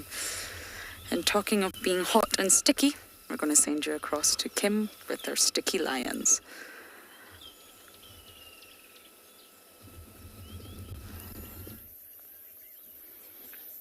Okay, welcome back. Quite jealous of Lauren and her beautifully full watering holes. We're lacking that somewhat on Phinda. Had some rain and everything filled up a little bit, but now it's been ridiculously hot and everything is just drying up again, which is quite sad. I think that we're due for some rain tomorrow though. So hopefully all the watering holes will replenish as well. But yeah, we are still just sitting here with these lions. I think they've assumed the position that they are going to be in for the rest of the day. I think it's predicted to get up to about 37 degrees Celsius today on Phinda, which is hot. With the added humidity, it is quite a heat, quite a suffocating heat, and even, yeah, most of the animals don't really do very much, as you can see. Lions, I suppose, will be sleeping in most places, actually, but yeah, they do tend to be more active when it's cooler.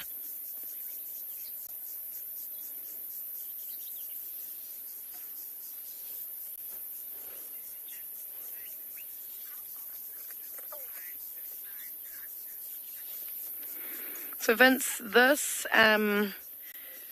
pride of lions, it's the 5 young cubs, about 9-10 months old now, and then the 2 lionesses, and they will probably hunt. It varies. They're very opportunistic, so they can hunt every single day if they need to, and they probably, I would say maybe every 2 to 3 days is probably enough for this pride. And also obviously depends on what they catch. If they catch a big zebra or a big wildebeest, then that'll keep them going for a couple of days. If they catch something small like a zebra foal, then that's a different story, and they'll probably have to hunt again quite soon. So it's quite a varied thing, that with how often they need to hunt. Obviously, the bigger the pride, the more often they have to hunt. And that's also what we're seeing here with this pride, is that they seem to have broken away from the rest of their pride. It could be 6 lioness, these 5 cubs, there's another 4 youngsters somewhere, plus the 2 males. So quite a big pride. But obviously, the smaller the pride, the less often they have to hunt, and the less lions that need to share on a single carcass. So they feel that it's actually better sometimes to split away from the pride. They do sometimes join up every now and again. They are still related and they still are part of the same pride, so they don't fight one another. There's no tension. Tension or splitting of a pride completely would happen if there was a shortage of food. And then there would be quite a lot of tension, because obviously they would be fighting over food and over territory, and they would have motivation to try and defend their territory from their ex-pride members. But that's not the case here in Phinda. We have got lots and lots of animals. They definitely don't go starving. There's a lot for them to choose from and hunt, so they are okay, and I don't think that would happen here.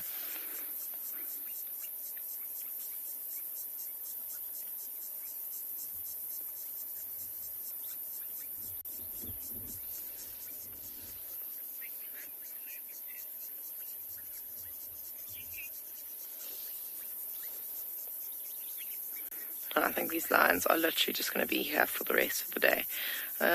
We may stick around with them. I don't know if there's much time for us to find anything else. We'll just see if we get any movement, maybe a flick of an eye lash.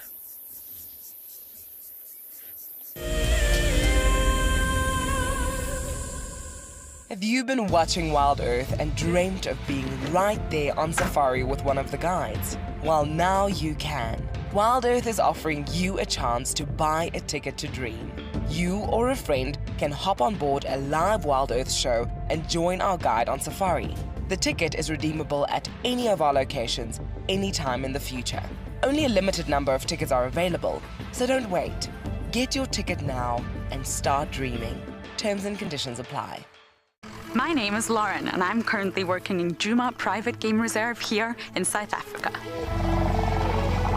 I love answering your questions during the live safaris. It's my favorite part.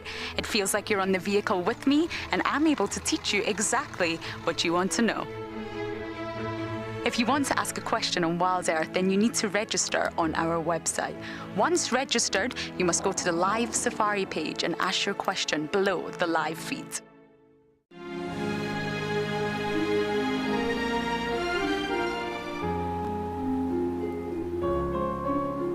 You are cheeky. That was a brave decision. Amber Eyes is... Oh. That is so magic. That was absolutely wonderful. Amber Eyes just gave that cub an enormous hug. Expect the unexpected here on Wild Earth daily. Wild Earth is launching our brand new Explorer program with an opportunity to win a very special Wild Earth expedition. The lucky winner will get a behind-the-scenes Wild Earth experience at the magnificent and beyond Ngala Tainted Safari Camp. The prize includes a 3-night stay for you and a friend with a chance to sleep out in the unique Ngala treehouse. Become a Wild Earth Explorer and stand a chance to win this and many other prizes. Terms and conditions apply.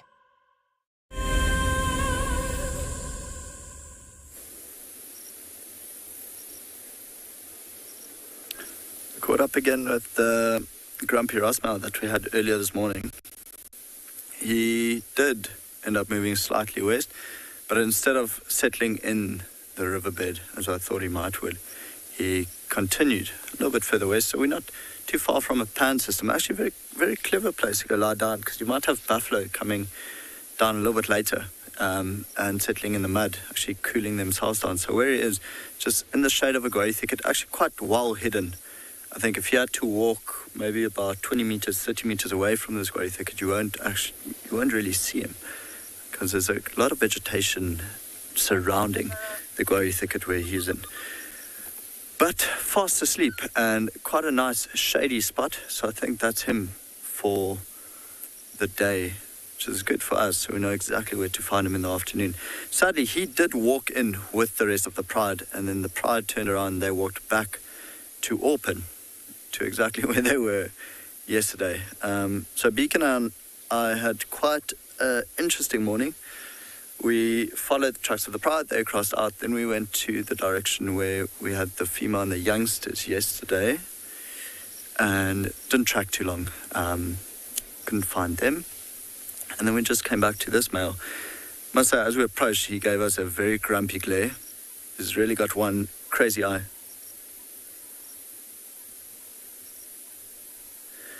Daniel wants to know, how old is a lion when he's not called a cub anymore? So Dan, we usually call our lions cubs up until about 1.5 to 2 years, and then they go into sub-adulthood. So 2 years is probably a good time, because then if there was a pride takeover or different male lions coming into the area, this is where the younger males would actually be old enough to run away, and the females would be incorporated into the pride, and the new males would probably start, well, they can mate with a 2-year-old female. So I would say about 2 years of age, you wouldn't call lions cubs anymore.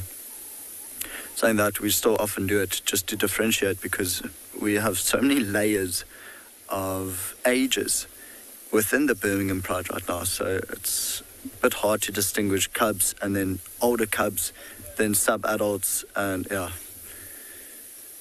a bit hard to just put a number to it, Daniel. See the belly, see the movement every now and then of him breathing. So it's actually getting very humid and very hot. The clouds are breaking every now and then, so I think this guy's got a good idea. Just stick to the shade the whole day. He's just not giving us a grumpy glare right now. It's really nice of him to settle down, but you can see the ear is pointing directly towards us. So everything I say, he's hearing. Of course, being an apex predator, I think in a little bit he might actually fall asleep and start snoring. Quite funny to hear a lion snoring. They do sleep rather well, being the largest predator in the area. Especially this guy. It's amazing to see him every single time he returns from either Kruger or west of us, that he's got new scars on his face. Of course, quite a bit of this would be from the females that he spends a bit of time with. If they are on a carcass, they'll often fight about it, and even the youngsters, the sub-adults, the cubs, whatever you want to call them now, they are ferocious at a carcass. A lion does not hold back. Regardless of size, they'll still smack the dad. And of course, the ras male would smack back.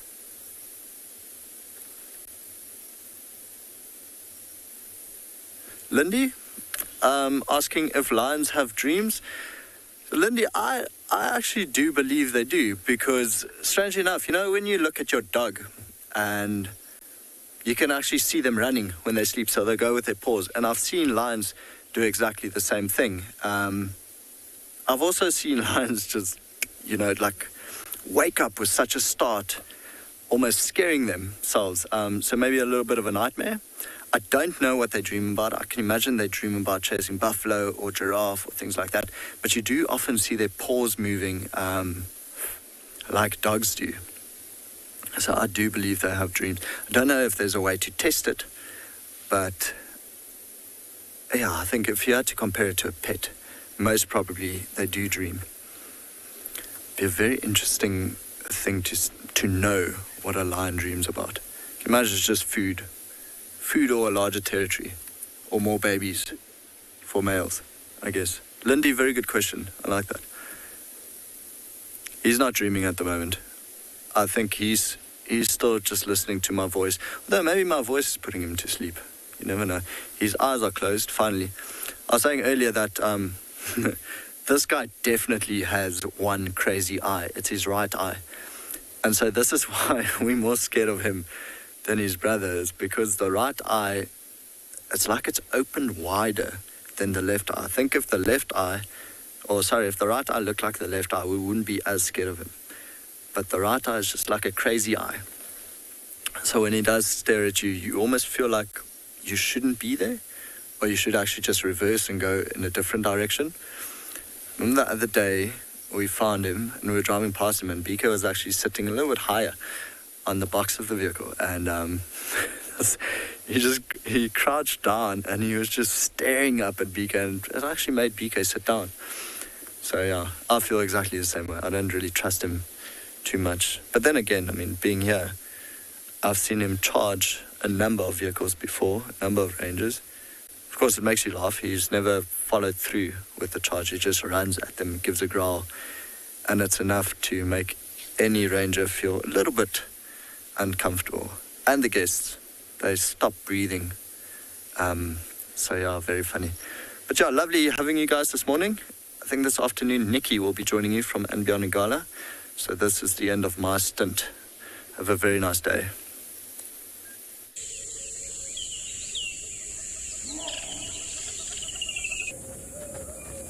This program features live coverage of an African safari and may include animal kills and carcasses. Viewer discretion is advised.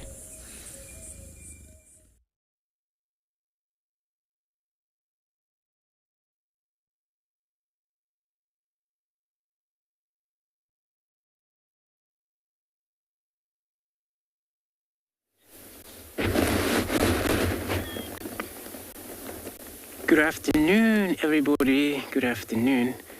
What a beautiful afternoon this morning, sitting here in this very beautiful trees with, looks like a leopard right on top of the tree.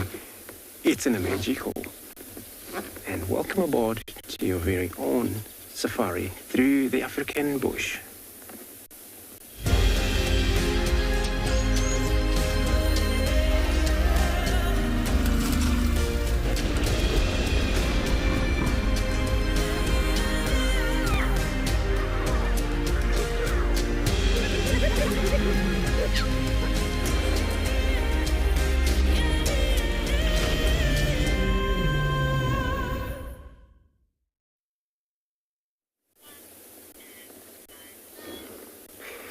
Good day, good afternoon, everybody again. As you can see right there, we have a beautiful leopard right on top of these marula trees. It's amazing that actually, as we got here, she was just walking across the road and she climbed this beautiful tree right in front of us. My name is Andrew. On camera, I have Marcel this afternoon. So it's a wonderful way of a start of this drive. Didn't actually have to travel far from the camp, and we got a leopard.